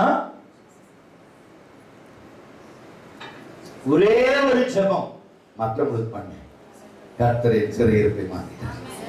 சொல்லுங்களேன். ஆனா இன்றைக்கு நாம் என்ன செய்கிறோம்? நமக்காக ஜெபிக்கிறோம், நமக்காக வாசிக்கிறோம். நமக்கு இது வேண்டும், நமக்கு இது வேணும், இது செய்யுங்க ஆண்டவரே, அதை செய்யுங்க ஆண்டவரே, என் பிள்ளைக்கு ஞானம் கொடுங்க, என் பிள்ளையை ஆசீர்வதிங்க, என் பிள்ளையை உயர்த்துங்க, நல்ல வேலை கொடுங்க, நல்ல சம்பளம் கொடுங்க, நல்ல ட்ரெஸ் கொடுங்க, நல்ல வீடு கொடுங்க, நல்ல வாசல் கொடுங்க, நல்ல காடு கொடுங்க, எல்லாம் கேட்கிறோம். ஆனால் சிறுமையில் இருக்கிற உன்னை நினைத்திருக்கிற உன்னை நடத்தினவர்களை நீ நினைக்கிறாயா? உன்னை போஷித்தவர்களை நினைக்கிறாயா? நீ சிறுமைப்பட்ட காலத்துல உனக்கு உதவியா இருந்தவர்களை நினைக்கிறாயா? அப்படின்னு பார்க்கும்போது நான் நினைக்க வேண்டியவர் என்னுடைய இயேசுவை தவிர வேற யாரும் உலகத்துல நான் நினைக்கணும்னா நான் அவரை தான் நினைக்கிறேன். என் வாழ்க்கையில நண்பர்கள் உதவி செய்யல, சொந்தக்காரங்க உதவி செய்யல, தெரிஞ்ச உதவி செய்யல, யாரும் உதவி செய்யல. நான் சிறுமையில் இருந்த போது என்னை தூக்கி எடுத்தவர் இயேசு. Praise the Lord. ஓ தேவனுக்கு மகிமை, தூக்கி எடுத்தார் என்னை, தூக்கி எடுத்தார் இயேசு. தம் கரத்தை நீட்டி ரட்சித்தாரே, ஓ தேவனுக்கு மகிமை, ஓ தேவனுக்கு மகிமை, தூக்கி எடுத்தார் என்னை, தூக்கி எடுத்தார் இயேசு. தம் கரத்தை நீட்டி ரட்சித்தாரே, ஓ தேவனுக்கு மகிமை. நான் இயேசுவை நேசிக்கிறேன், என்னை நேசிக்கிறேன். ஆகாயில் நான் இன்று அவரை என்றென்றும் வாழ்த்துவேன். ஆகாயில் நான் இன்று அவரை என்றென்றும் வாழ்த்துவேன். ஓ தேவனுக்கு மகிமை, தூக்கி எடுத்தார் என்னை, தூக்கி எடுத்தார். எல்லாம் சொல்லுவோம். நீட்டி ரட்சித்தாரே, ஓ தேவனுக்கு மகிமை. ஹல்லேலூயா. எப்படி சொல்ல முடியும்? என்னை தூக்கி எடுத்தவரே. Praise the Lord. இப்பவும் நான் அவருக்காக நான் சஞ்சரிக்கிறேன். அப்படியே ரட்சிப்பின் திட்டம் வீணா போகக்கூடாது. It's not failure. ஏன்னா இயேசு வேதம் சொல்றது தமது ஜனங்களின் பாவங்களை நீக்கி ரட்சிக்கிறவர். உங்களுக்கு வேற ஒருவேளை ஆவியானவர் கேட்கிறார், உனக்கு என்ன ஞானம் வேணும் என் மகளே, உனக்கு என்ன ஞானம் வேண்டும் என் மகளே அப்படின்னு கேட்ட என்ன கேட்போம்? ஆண்டவரே உமக்காக ஜெபிக்கிறவனாய் எனக்கு அந்த கிருபை கொடுங்க ஆண்டவரே. ஏன்னா உங்களுடைய திட்டம் ஒரு நாளும் ஃபெயிலியர் ஆகக்கூடாது. என்னை ரட்சித்தவர், என்னை தூக்கி எடுத்தவர், என்னை காப்பாற்றினவர், தாயின் கருவுல என்னை பிரித்து எடுத்தவர், என்னை பெயர் சொல்லி அழைத்தவர், உங்களுடைய திட்டம் ஒரு நாளும் வீணா போகக்கூடாது. அதற்காக நான் இரவும் பகலும் உம்முடைய திட்டம் சபையில நிறைவேறும்படியாய், உலகத்திலே நிறைவேறும்படியாய், ஜனங்களுக்குள்ள உம்முடைய அன்பு நிறைவேறும்படியாய் நான் இரவும் பகலும் ஜெபிக்க போகிறேன். Price the Lord. நீங்க ஜெபிச்சு பாருங்க, கர்த்தர் உன் திட்டத்தை நிறைவேற்றுவார். ஹல்லேலூயா. நாம் என்ன செய்யறோம்? அநேகருக்காய் ஜெபிக்கிறோம், அநேகருக்காய் ஜெபிக்கிறோம். ஆனால் நம்மை வழி நடத்தினவருக்காய் ஜெபிக்கிறோமா? யோசிச்சு பாருங்க. இன்னைக்கு ஆவியானவர் சபைக்குள்ள வரணும்னு ஜெபிக்கிறோம், ஆனா யாருக்குள்ள வரணும்னு ஜெபிக்கிறோமா? எல்லாருக்குள்ள வாங்க ஆண்டவரே. They should not mislead the Holy Spirit. இல்லையா? பரிசுத்த ஆவியானவர் எடுத்து தவறாய் பயன்படுத்த கூட. ஏன்னா நம்மை அழைத்தவர், நம்மை தெரிந்து கொண்டவர் அவர்தான். அப்ப என்னை தூக்கி எடுத்தவர் அவர்தான். தாயின் கருவில் என்னை தூக்கி எடுத்தவர். Praise the Lord. என்னை இருந்து வெட்கப்படுறது ஒண்ணுமே இல்லைங்க. யாராவது சொன்னாங்கன்னா, யாராவது கேட்டாங்கன்னா சொல்லுங்க, வெட்கப்படாம சொல்லுங்க, நான் பாவியாக இருந்தேன், என்னை தூக்கி எடுத்தார். நான் மறிக்கிறவனாக இருந்தேன், பாவ சேற்றுல, உளையான சேற்றுல இருந்தேன், என்னை தூக்கி எடுத்தார். சொல்லி பாருங்க, என்னை தூக்கி எடுத்தவர் அவர்தான். என்னை தாயின் கருவில பிரித்து எடுத்தவர் அவர்தான். பெயர் சொல்லி அழைத்தவர் அவர்தான். அதனாலதான் இங்கே உட்கார்ந்து அவர் அழைக்கலைன்னு நமக்கு உட்கார முடியாது. உண்மைதானே? சரி, கொஞ்சம் ஆழமா கொண்டு போகணும்னு ஆசைப்பட்டேன். அந்த ட்ராக் வேற மாதிரி போயிட்டு இருவாங்க. 28 எடுத்து, ஏன்னா இன்னைக்கு நான் ஒரு 4 மணி நேரமாவது செய்தி கொடுக்கணும்னு ஆசைப்படுறேன். 2 செவ்வாய்க்கிழமை ஆப்சென்ட் போட்டார் அவர். 2 செவ்வாய்க்கிழமை ஆப்சென்ட் போட்டார். அது சரி கட்டணுமா இல்லையா? அதனால 4 மணி வரைக்கும் செய்தி கொடுத்து சரி பண்ணிடுறேன். Spirit filled rest and refreshing. Rest கொடுப்பாரு, ரெஃப்ரெஷ்மெண்ட்டும் பண்ணுவார். Rest and refresh. இது பரிசுத்த ஆவியினால் உண்டாகிற நிறைவு. எழுதிக்கிறோம் தமிழ்ல, பரிசுத்த ஆவியினால் உண்டாகிற நிறைவுன்னு எழுதி. Spirit filled rest and refreshing, Holy Spirit fullness. Isaiah anticipate the day in which God will speak to his people through the means of supernatural prophetic utterances. தம்முடைய ஜனத்தோடு அவர் எப்படி பேச விரும்புகிறார்? எதை பேச விரும்புகிறார்? Isaiah anticipates the day in which God will speak to his people through the means of supernatural prophetic utterances. Stammering lip and another tongue. Praise the Lord. அப்ப என்ன சொல்றாரு? தமிழ் என்ன இருக்கு? பரிகாச உதடு. பாருங்க, பரிகாச உதடுகளா நம்மோடு பேசுகிறார். இந்த பரிகாச உதடு என்னன்னு தெரியுமா உங்களுக்கு? பரிகாச உதடு என்ன தெரியுமா? The self-indulgent leaders despised the prophecies of Isaiah, ridiculed him with gibberish, implying that he was lecturing them with baby talk. பரிகாச உதடு என்னது? baby talk. The little children conversation. சரியா? ஒரு சின்ன குட்டி பிள்ளைங்க அவன் பேச கத்துக்கிட்டு இருக்காங்கன்னு வச்சுக்கோங்களேன். பக்கத்து வீட்டுல ஒரு அம்மா தான் பெத்த பையனை, அம்மா பெத்த பையனை, டேய் வாடா அப்படின்னு கூப்பிடுறாங்க. இந்த வீட்டு குழந்தை அதை பார்த்துட்டே இருக்கு. அவன் அப்பா வராரு, டேய் வாடா அப்படின்னு. அவன் அப்பா கோவப்படவே மாட்டார். என்ன செய்வார்? அவரு உடனே சிரிச்சிருவார். என்னம்மா இங்க பாத்தியா, அவன் பிள்ளை நீ வாடா போடான்னு கூப்பிடுறான். ஏங்க சின்ன குழந்தைங்க, எனக்கு தெரியும். ஆனா ஒரு பிள்ளை எப்படி கூப்பிடுதுன்னு அன்கல்ச்சர்ட் வேர்ட். அப்போ வேதம் என்ன சொல்லுது? நீ சிறு பிள்ளையா இருக்கிற, இன்னும் ஒன்னும் அறியாதவனா. அந்த வசனம் அங்க போகுது. எங்க? lack of wisdom. 1:6 போகுது. lack of wisdom.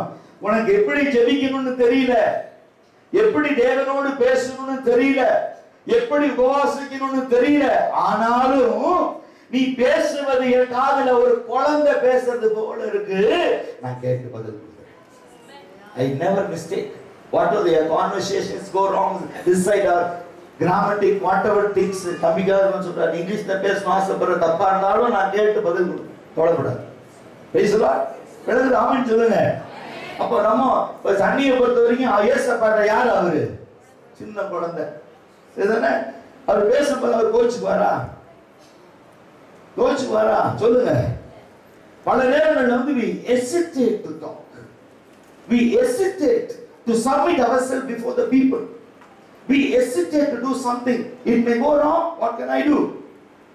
யோசிச்சு பாருங்க, இதை செஞ்சா ஒருவேளை தவறா போயிடுமோ, ஜனங்க நம்மளை என்ன நினைப்பாங்களோ அப்படின்னு நான் நினைச்சிருந்தா நீங்க ஒரு ஊழியக்காரனே மாறிடுங்க. சரிதானே? சரிதானே? அப்புறம் பேச ஆரம்பிக்கிறோம். தப்பா சரியோ, நான் ஒரு போக்குவரத்து அறியாது இருக்கிற சின்ன பிள்ளை, அப்படிதான் ஜெபம் பண்ணுவேன்ப்பா, நீங்க பதில் கொடுக்கணும்.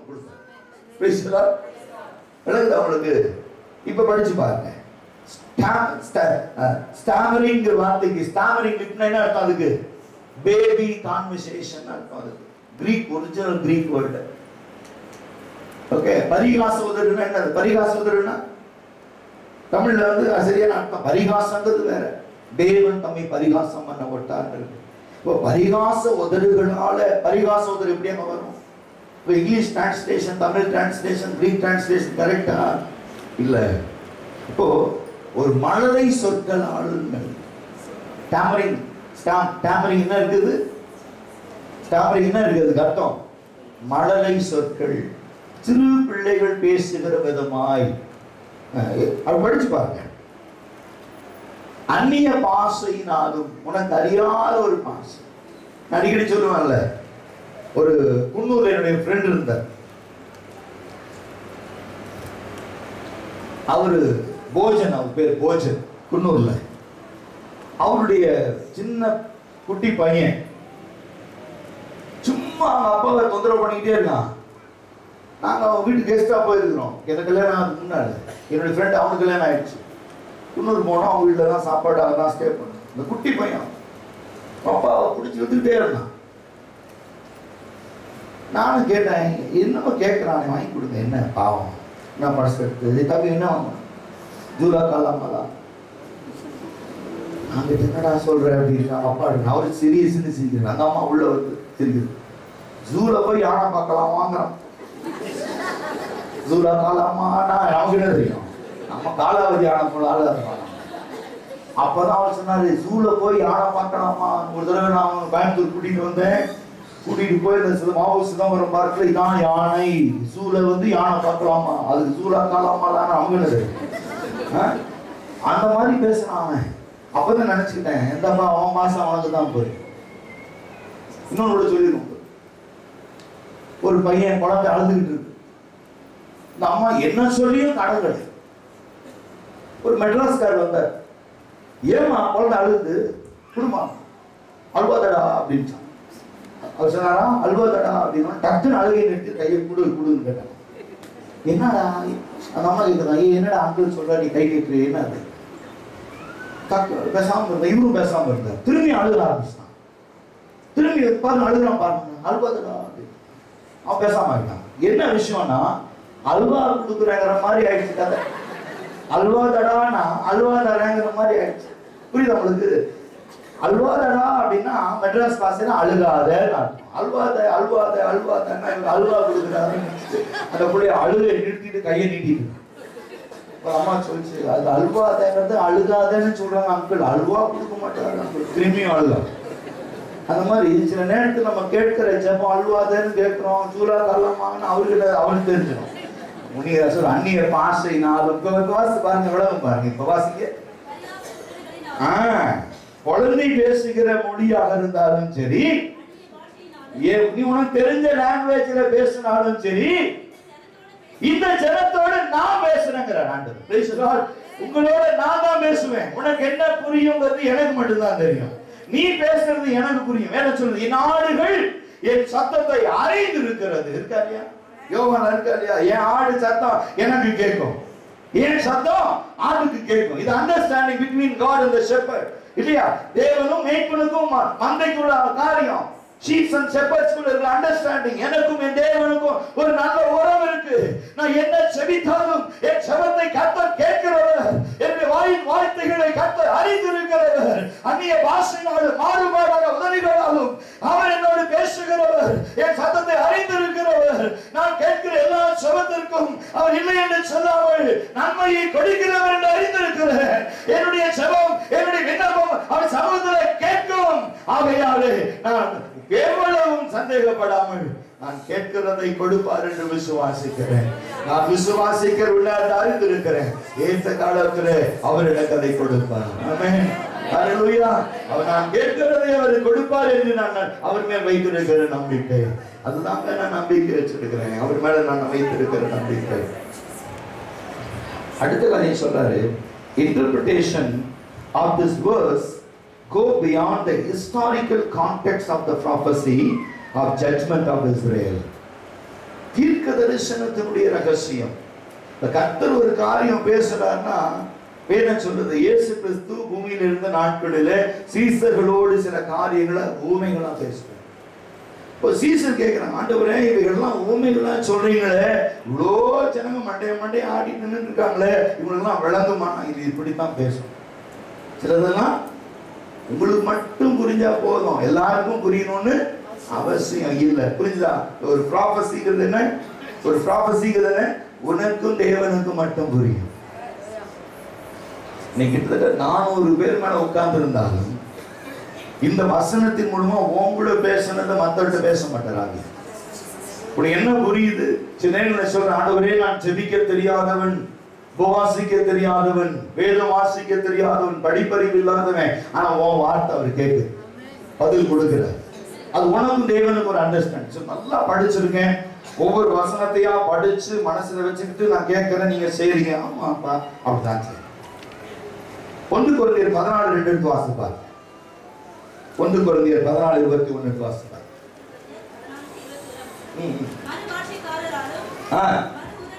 நல்லா கவனிங்க, சில நேரத்தில் புரியாது உங்களுக்கு, அதனாலதான் அந்த வசனத்தை கொஞ்சம் எக்ஸ்பிளைன் பண்ணி கொடுக்குறேன். ஏன்னா அங்க என்ன இருக்கு? பரிகாசோதரன் இருக்கு பார்த்தீங்களா? அது தப்பு. நம்ம வந்து சொல்லக்கூடாது. ஆனா நீ நம்ம ஜனங்கிறதுக்காக சொல்றேன், தமிழ்ல அப்படி நீங்க பைபிள்ல இருந்து பரிகாசோதரன் அதை லேசா கீழே ஒரு அண்டர்லைன் பண்ணிட்டு ரெட்டிங்ல மார்க் பண்ணிட்டு அதுல 1 கொரிந்தியர் 14:21 போடுங்க. அது வசனத்துக்கு மாற்று வசனம் சொல்றாரு பாருங்க, வாசிங்க. மறு பாஷைக்காரர் ஆனாலும் மறு உதடுகளானா. பாத்தீங்களா? மறு உதடுன்னா என்ன பாருங்க. இஸ்ரவேல் ஜனங்க இருக்காங்கன்னு வச்சுக்கோங்க. இஸ்ரவேல் ஜனங்க வனாந்திரத்துல தேவனாலே மோசே மூலமாய் வழி நடத்தப்பட்டாங்க. ஆனா இவங்க உதடு எப்படி இருந்துச்சு? இஸ்ரவேல் ஜனத்துடைய உதடு எப்படி இருந்துச்சு? முறுமுறுக்கிற உதடு. முறுமுறுத்தாங்களா இல்லையா? கர்த்தர் செய்ததை ஒரு நாள் உள்ளத்திலிருந்து ஆண்டவரே நன்றி சொல்லல. மன்னாவை சாப்பிட்டாங்க, திருப்தி அடையல. காடைகள் வந்துச்சு, சாப்பிட்டாங்க, திருப்தி அடையல. ஆனா அவங்களுக்குள்ள என்ன இருந்துச்சு? நாங்க வெள்ளரி காய்களும் வெள்ளை பூண்டுகளையும் கொம்மட்டி காய்களையும் எதிர்ப்புல சாப்பிட்டோம், அந்த மாதிரி ருசியா இல்ல ஆண்டவரே. முறுமுறுத்தாங்களா இல்லையா? அப்ப தேவனுடைய இருதயத்துக்கு அவங்களுடைய உதடு எப்படி இருந்துச்சு? தேவனுடைய இருதயத்துக்கு வேதனை கொடுத்துச்சா இல்லையா? மோசே எவ்வளவு வேதனைப்பட்டாரு. ஐயோ, முறுமுறுக்கிற ஜனங்க, வணங்கா கழுத்துள்ள ஜனங்க, மோசேவுடைய இருதயம் எவ்வளவு வேதனைப்பட்டுச்சு. இப்ப வாசி, மறு உதடு. பாத்தீங்களா? இப்ப நீங்க வந்து ஒரு காரியம் சொல்றோம்னா you should accept it from God. தேவன் ஒரு காரியம் சொல்றானா you should accept it. ஆமா ஆண்டவரே நன்றி ராஜா, சரிப்பா, thank you பா. இந்த உதடு வேற. ஆமா யார் செய்வா? நீங்க சொல்லிருக்கீங்க, நமக்கு என்ன தெரியும் கஷ்டம் இல்லையா? இந்த மாசம் அக்டோபர்ல 8 to 8 ஃபாஸ்டிங் போடலாம் அப்படின்னு நான் சொன்னேன். இவரு சொன்னாங்க, சொல்லிட்டு போயிடுவாரு. என்னம்மா? நான் சரி பாஸ்டர். அது உதடு மறு உதடு தெரியாது எனக்கு. உன் வாயில சொல் வரதுக்கு முன்னாடி எனக்கு தெரியும். அப்போ இது வந்து வெளிப்படையா சொல்லலாம். பாருங்க பாஸ்டர், இந்த ஆசீர்வாதத்துக்குலாம் நான் கூப்பிடாது, கொடுக்கும் போது அவர் கூப்பிடுங்க, வாங்கிக்கிறோம். இடையில வாங்கறதுக்கான ஒரு ஆயத்த ஜபம்லாம் எனக்கு தேவையில்லை. நீங்களாச்சும் உங்க தேவனாச்சும் ஒதுக்கி இருக்க. ஆனா மறு உதடுல நம்ம அவர் ஒரு நாளும் கனவீனப்படுத்த கூடாது.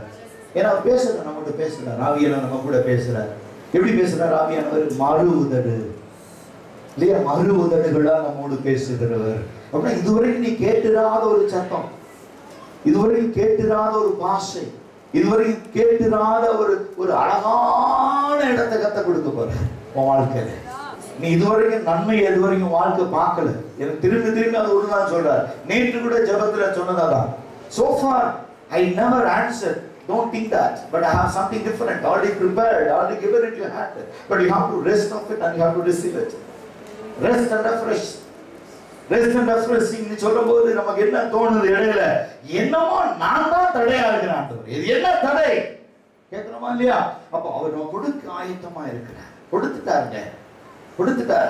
அந்த மறு உதடு, அந்த சத்தம் என் காதுல விழும்போது அது எனக்கு தெரியாத ஒரு பாஷையா இருக்கு. என்னமா சொல்றாரு என்னன்னு தெரியல. ஒரு பேஷண்ட் ஹாஸ்பிட்டல்ல படுத்திருக்கும் போது முணங்குறாரு. என்ன வேணும்? நர்ஸ் சொல்றாங்க, நீங்க வாங்க என்னன்னு கேளுங்க. அப்படி என்னமோ சொல்றாரு. கேளு. எனக்கும் புரியலையே டாக்டர், நீங்க பாருங்க இது என்ன சொல்றீங்க, என்ன சொல்றீங்க? திருப்பி அதையே சொல்லிட்டு இருக்காங்க. ஆனா ஆவியானவர் அப்படி இல்லை. சொல்றாரு, உனக்கு புரியலையா? உபவாசம் போடு, தெளிவா பேசுறேன். மறு உதடுகள், நான் மறு பாஷையில உன்னோடு நான் பேச போகிறேன். இதுதான் இன்னைக்கு சபையில ஆவியானவர் சொல்றாரு. ஏன்னா நீ சொல்ற, ஆண்டவரே நான் குறைவுள்ளவன், எனக்கு ஒரு குறை இருக்குப்பா, அதனாலதான் நீங்க கூட பேச மாட்டேங்கிறீங்க, நான் பேசுற ஜெபம் உனக்கு கேட்க மாட்டேங்குதுப்பா, அதான் நீங்க எங்கூட பேசுங்க ஆண்டவரே, என்னோட பேசுங்க ஆண்டவரே. நான் சொல்றேன், நான் கண்டிப்பா பேசுவேன், ஆனா மறு உதடோடு தான் பேசுவேன். ஏன்னா எல்லாரோடு பேசுற மாதிரி உன்னோட பேசுனா உன் ஆசீர்வாதத்தை மத்தவங்க பிடிக்குவான். ஆனா ஒவ்வொருத்தருக்கும் ஒரு தனித்தனி ஆசீர்வாதம். ஏசாயாவை போல யாரும் இல்லை, எரேமியாவை போல யாரும் இல்லை. ஆனா ஏசாயாவும் எரேமியாவும் ரெண்டு விதமா இருக்கிறாங்க. ரெண்டு பேரும் ஒரே மாதிரி இல்லை. அதே போல கர்த்தருடைய அழைப்பு தெரிந்து கொள்ளுதலும் ஒரே மாதிரி இருக்காது. நமக்கு வித்தியாசமான அழைப்பு, வித்தியாசமான தெரிந்து கொள்ளுதல், வித்தியாசமான ஒரு வழி நடத்துதலை கர்த்தரோடு வச்சுக்கிறார். ஒரே மாதிரி இஸ்ரவேல் ஜனங்கள் எல்லாம் ஒரே வனாந்தரத்துல ஒரே தூரில் சாப்பிடுகிற ஒரே மண்ணாவை சாப்பிட்டாங்களே, எல்லாரும் போய் சேர்ந்தாங்களாங்க. சொல்லுங்க, ஏன் போகல? அவர் மேல் விசுவாசமாய் அவரோடு பேச சத்தத்தை கேட்ட காலேபு யோசுவா தானே போனாங்க. அவங்க பேசினாங்க, தேவன் பேசினார், காலேபோடு பேசினார். அந்த வயசான 80 வயசு 40 வயசுக்குண்டான பலத்தோடு மலை மேல ஏறி போய் முழங்கால் போட்டு ஜெபம் பண்றார். கர்த்தர் கேட்டாரா இல்லையா? யோசுவா ஜெபத்தை கர்த்தர் கேட்டாரா இல்லையா? கானானுக்குள்ள கொண்டு போனாரா இல்லையா? அப்போ இது வேதத்தை எடுத்து வாசி பாருங்க. சாப்பிட்டவங்க எல்லாம் போகல, கர்த்தர் பேசினவங்க மட்டும் போனாங்க. கர்த்தரோடு பேசுறவங்க இந்த சபைக்குள்ள வந்து உட்கார்ந்து இருக்கும் போது இந்த இஸ்ரவேல் ஜனங்களுக்கு மன்னாவை கொடுத்தது கூட அப்படியே ஒரு பிரசங்கத்தை போடுறாரு. அதனால அது சாப்பாடு நல்ல ஆரோக்கியமா இருக்கலாம். கர்த்தருக்கு காத்திருக்கிறவங்க பலன் அடைந்து போறது போல, அல்லது என் நாமத்துக்கு பயந்திருக்கிறவங்க நீதியின் சூரிய உதிக்கும் வெளியே புறப்பட்டு போய் கொழுத்த கண்ட போல வளருவ இல்லைன்னு சொல்ல. ஆனால் நீ கானானுக்குள்ள பிரவேசிப்பியா, ராஜ்யத்துக்குள்ள போவையா? அந்த ராஜ்யத்துக்குள்ள போறதுக்கு அவருடைய சத்தத்தை நீ கேட்கணும், அவருடைய மெல்லிய சத்தத்தை கேட்கணும், அவருடைய சத்தம் கேட்கப்படணும். அதற்காக நீ காத்திருக்கணும். அதுதான் இங்கே சொல்லப்படுகிற ஒரு காரியம். Rest and refreshing. Rest and refreshing. இப்படி சமூகத்துல காத்துறது. இங்க இன்னொரு காரியம் சொல்றாரு பாருங்க. The interpretation of this verse goes beyond the historical context of prophecy of judgment of Israel. இத வந்து கொஞ்சம் வித்தியாசமா சொல்றாரு. யார் அப்படின்னா, as Apostle Paul interprets it in the light of the experience of the Corinthian church. Corinth சபையில ஜனங்களுக்கு தேவனுடைய வார்த்தை போய் சேருது. ஜனங்களுக்கு தேவனுடைய வார்த்தை போய் சேருது. இதுதான் முக்கியம். இன்னைக்கு பாருங்க, பல நேரங்களில் நம்ம ஒரு கான்செப்ட் கொடுக்கிறோம், ஒரு ப்ராஃபட்டிக்கல் கான்செப்ட் கொடுக்கணும்னு சொன்னா அந்த கான்செப்ட் எப்படி இருக்கணும் தெரியுமா? இந்த கான்செப்டுக்கும் தேவனுக்கும் ஒரு சம்பந்தம் இருக்கணும், ஒரு இணைப்பு இருக்கணும். எப்படின்னா, தேவன் வந்து என்ன ஒரு காரியம் சொல்றேன் அப்படின்னா உடனே சொல்லுவார், ஆமா பிரதர், இந்த காரியத்தை கர்த்தர் எனக்கு உணர்த்தினார், உங்களை கொண்டு இப்ப எனக்கு கன்ஃபர்மேஷன் பண்ணிட்டார். அதான் கான்செப்ட், இன்டர்பிரேஷன் கான்செப்ட். இப்போ ஏசாயா 28ஆம் அதிகாரம் 11-12 பேசினதை எப்படி பால் இன்டர்பிரேஷன் பண்றாரு? எப்படி பண்றாரு அப்படின்னா, 1 கொரிந்தியர் 14:21-22 என்ன சொல்றாரு பாருங்க. In the law, it is written with men of other tongue and other lips will speak unto this people, and yet for all that will they not hear me, says the Lord. ஜனங்க கேட்கல. என் சத்தத்துக்கு செவி கொடுத்து எனக்கு அவங்க செவி கொடுத்து என் சத்தத்தை கேட்டாங்கன்னா நான் தேவன் என்றும் இவர்கள் என்னுடையவர்கள் என்றும் அறிந்து கொள்வார்கள். Praise the Lord. Praise the Lord. இங்க இருக்கவங்க கூப்பிட்டுருந்தாங்க சிஸ்டர் பிரதர் கூப்பிட்டேன்னா நான் பிரதர் நான் இப்படி இல்லைங்க அந்த சகப்பு சில போட்டு நான் அப்படியா சரி அவங்க கூப்பிடுறாங்க பிரதர் அவங்களுக்கு பேசுறது மெசேஜ் அப்படி நீங்க தேவன் உன்னோடு பேச விரும்புகிறார், உங்களோடு பேச விரும்புகிறார்.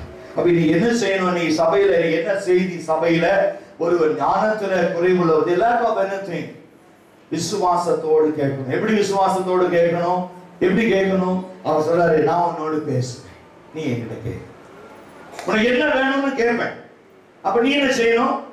ஆண்டவரே எனக்கு இது குறை இருக்கு, உன்னுடைய சத்தத்தை கேட்க கூடாதபடி என் செவி மந்தமா இருக்கு, உம்முடைய சத்தத்தை கேட்க கூடாதபடி என் இருதயம் கடினத்துல நிரம்பி இருக்கு, என் இருதயம் கல்லா இருக்கு ஆண்டவரே, உம்முடைய சத்தத்தை நான் கேட்க முடியல, உம்முடைய வார்த்தைகளை நான் கேட்க முடியல, நீ அப்படியே கேட்டாலும் அதன்படி செய்ய முடியல, என்ன செய்வேன் ஆண்டவரே? உம்முடைய வார்த்தையின்படி வார்த்தையை கேட்டு அதன்படி செய்வதற்கு நான் என்னை ஒப்புக்கொடுக்கிறேன், என்னை ஆயத்தமாக்குகிறேன் என்று சொல்லுகிற உன்னுடைய வாயின் வார்த்தைகள் இன்னைக்கு அவருக்கு வேண்டும். நீ சொல்லுகிற வார்த்தையை அவர் கேட்க பொழுது உன் வார்த்தைகளுக்கு எல்லாம் பதில் கொடுக்க அந்த தேவன் மெய்யான தேவனாயிருக்கிறார். ஹல்லேலூயா.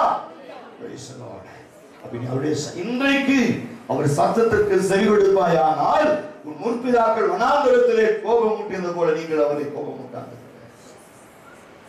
இன்னைக்கு உண்மையா அவருடைய வார்த்தைக்கு செவி கொடுப்பீர்களானால் நீங்க இன்னைக்கு சொல்லுங்க, ஆண்டவரே we want to listen you Lord, we want to listen you Lord. நேத்து கேட்டேன் ஒரே ஒரு காரியம், உலகத்துல என்ன வேணும் உங்களுக்கு?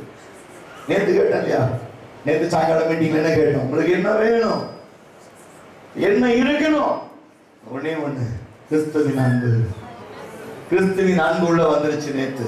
இன்னைக்கு அவர் சொல்றாரு, என் அன்பு உனக்குள்ள இருக்கிற வரைக்கும் நான் அந்நிய பாஷையில உன்னோடு பேசுவேன், மறு உதடுகளோடு பேசுவேன், உன்னோடு நான் பேசுவேன், நீ பேசுறத நான் கேட்பேன், நான் பேசுறத நீ கேட்ப, நமக்குள்ள ஒரு அண்டர்ஸ்டாண்டிங். Praise the Lord. இந்த சத்தத்தை கேட்டு இருக்கும் பொழுதே எடுத்துக் கொள்ளப்படுவோம். Praise the Lord. தேவன் தாமே பிரதான தூதனோடும் தேவ காலத்தோடும் வானத்திலிருந்து இறங்கி வருவார். Praise the Lord. நீ எவ்வளவு பேர் அதை எதிர்பார்த்துக்கிட்டீங்க? அந்த சத்தம் கேட்கும் பாருங்க. அவர் சத்தம் கேட்கிறவங்க தான் அந்த எக்கால சத்தத்தையும் கேட்க முடியும். Praise the Lord சொல்லுங்க. Praise the Lord சொல்லுங்க. இந்த தேவனோடு உறவாடுகிற, தேவனோடு சம்பாஷிக்கிறவங்க தான் இயேசு வரும் பொழுது பிரதான தூதனோடும் தேவ எக்காலத்தோடு வரப்போகிறார். அந்த சத்தம் காதிலே விழுகும். உன்னை நீ ஆயத்தமாக்கி கொள்வாய், இயேசுவோடு எடுத்துக் கொள்ளப்படுவாய், இவ்விதமாய் அவரோடு கூட இருக்கும். ஹல்லேலூயா. இந்த மேன்மையை கர்த்தர் இன்னைக்கு உனக்கு கொடுக்கிறார். சபையே ஆயத்தமா இருக்கியா? இயேசு வரும் பொழுது அவரை சந்திக்க ஆயத்தமா? Praise the Lord. Praise the Lord. Hallelujah. இதுதான் தேவன் கேட்கிற காரியம். இன்னைக்கு உங்கள்கிட்ட கேட்கிற ஒரே ஒரு காரியம், கிறிஸ்துவின் அன்பு இல்லாதவன் கிறிஸ்துவனா இருக்க முடியாது. அப்ப கிறிஸ்துவின் அன்பு இருக்கிறவன் எப்பொழுதுமே அவர் சத்தத்தை கேட்கிறவனா இருக்கிறான். சொல்ற, என் ஆடுகள் என் சத்தத்தை அறிந்திருக்கிறது, எனக்கு பின்னால வரும், அதுக்கு நானே நல்ல மெய்ப்பட்ட நாடுகளுக்காய் ஜீவனை கொடுக்கிறவர். ஜீவனை கொடுக்கிற அன்பில் உண்மையிலான அன்பு உலகத்தில் எதுவும் இல்லை. அந்த கிறிஸ்துவின் அன்புல கட்டப்பட்டிருக்கிறோம், கிறிஸ்துவின் அன்புல இணைக்கப்பட்டிருக்கிறோம், கிறிஸ்துவின் அன்புல உருவாக்கப்பட்டிருக்கிறோம். அந்த இயேசுவினுடைய அன்பு உனக்குள்ளே பெருங்கி கொண்டிருக்கிறது. ஒருவேளை இந்த கிறிஸ்துவின் அன்பு இல்லாதவர் கிறிஸ்துவனால என்னை கண்பான தேவ சனம் என்ற வேளையிலே சொல்ல வேண்டிய ஒரே ஒரு காரியம், ஆண்டவரே இந்த உலகத்திலே நான் எதை தேடினாலும், எதை சம்பாதித்தாலும், எதை சேர்த்து வைத்தாலும் என்னோடு வராது. ஆனால் உம்முடைய அன்பு எனக்கு வேணும்பா, உம்முடைய அன்பு எனக்கு வேணும். I need your love Lord today. அந்த அன்பு தான் என்னை உம்முடையோடு இணைக்க போகிறது. கிறிஸ்துவின் அன்பு எனக்கு வேணும், கிறிஸ்துவின் அன்பு எனக்கு வேணும், நிறைவாய் வேணும். அந்த அன்பு இருக்கும் பொழுதுதான் நீங்க என்னோடு பேசுவீங்க, நான் பேசுற சத்தத்துக்கு சரி கொடுப்பீங்க. இப்ப கொடுப்போமா? அந்த வேளையில இப்ப கொடுப்போமா? அன்பு சகோதரனே, அன்பு வாலிப தங்கச்சி, அன்பு தாய்மார்களே, என் சகோதரனே சகோதரியே, நீ அந்த அன்புக்கு இடம் கொடுப்பாய் அவன் இருதயத்துல. இப்ப இன்னைக்கு வாழ்க்கை அற்புதங்களை செய்ய போகிறார். எதை நீ இழந்து போனாயோ, எது நன்மை உனக்கு குறைவாய் இருந்ததோ, எது ஆசீர்வாதம் தடைபட்டு போனதோ, இதுவரைக்கும் நான் எதிர்பார்த்த எதுவும் நடக்கல, இதுவரைக்கும் நான் கேட்டது எதுவும் நடக்கல, எனக்கு இந்த கிருபை வேணும், அந்த இறக்கம் எனக்கு வேணும், அந்த வல்லமை எனக்கு வேணும், அந்த தயவு எனக்கு வேணும், இப்ப அந்த அன்பு எனக்கு வேணும் சொல்லியா எழுந்து நிற்பது விட உற்சாகமா எழுந்து நிற்போம். கர்த்தருடைய வல்லமை நடத்த நிலவட்டும்.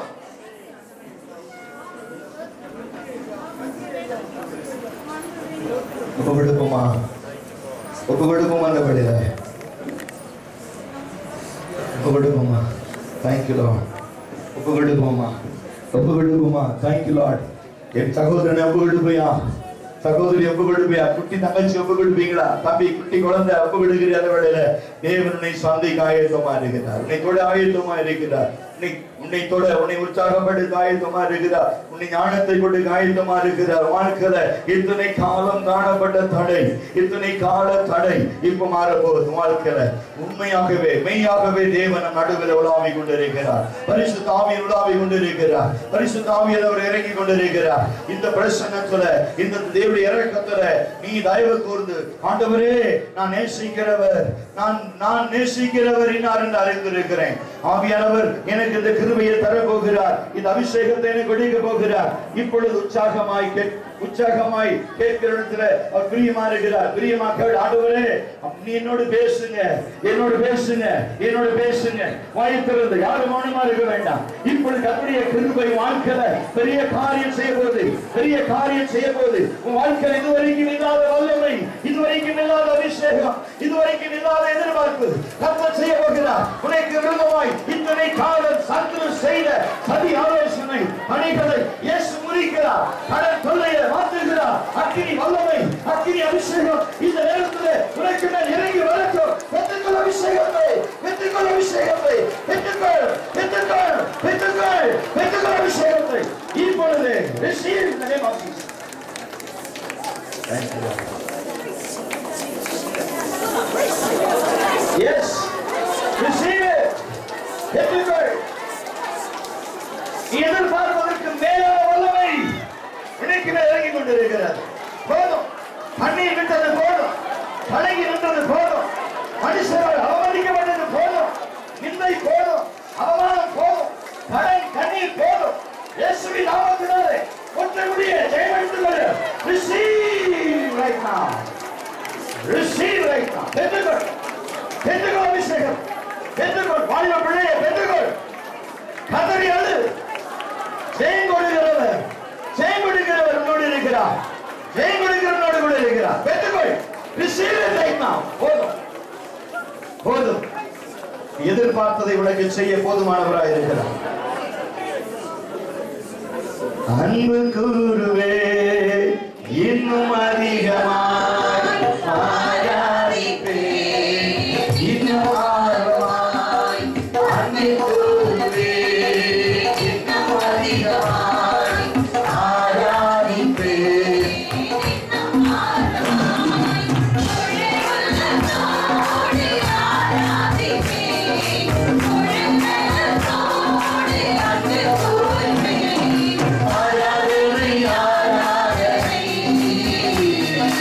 I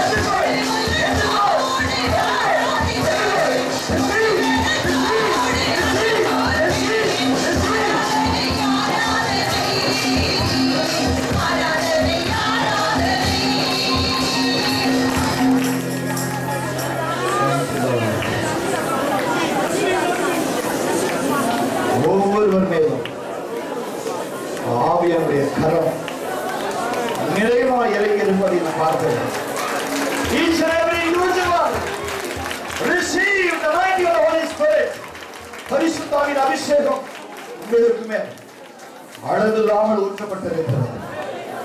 போதும். உன் உபத்திரவம் அவ்வளவுதான், உன் வேதனை அவ்வளவுதான், உன் கண்ணீர் அவ்வளவுதான். இனி கிறிஸ்து மாத்திரம் நிறைவாயிருக்க போகிறது. போதும் போதும் போதும் என்று சொல்லுகிற அளவுக்கு கிறிஸ்து உன் வாழ்க்கையில் இடைவிட போகிறார். Yes, yes, right now, in the name of Jesus.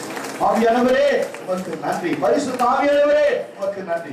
அருமை பிள்ளைகளை நீ பொறுப்பெடுத்துக் கொண்டதற்காய் நன்றி. ஆசீர்வதித்ததற்காய் நன்றி. அனல் மூட்டினதற்காய் நன்றி. ஒவ்வொருவரையும் தொட்டு உயர்த்ததற்காய் நன்றி.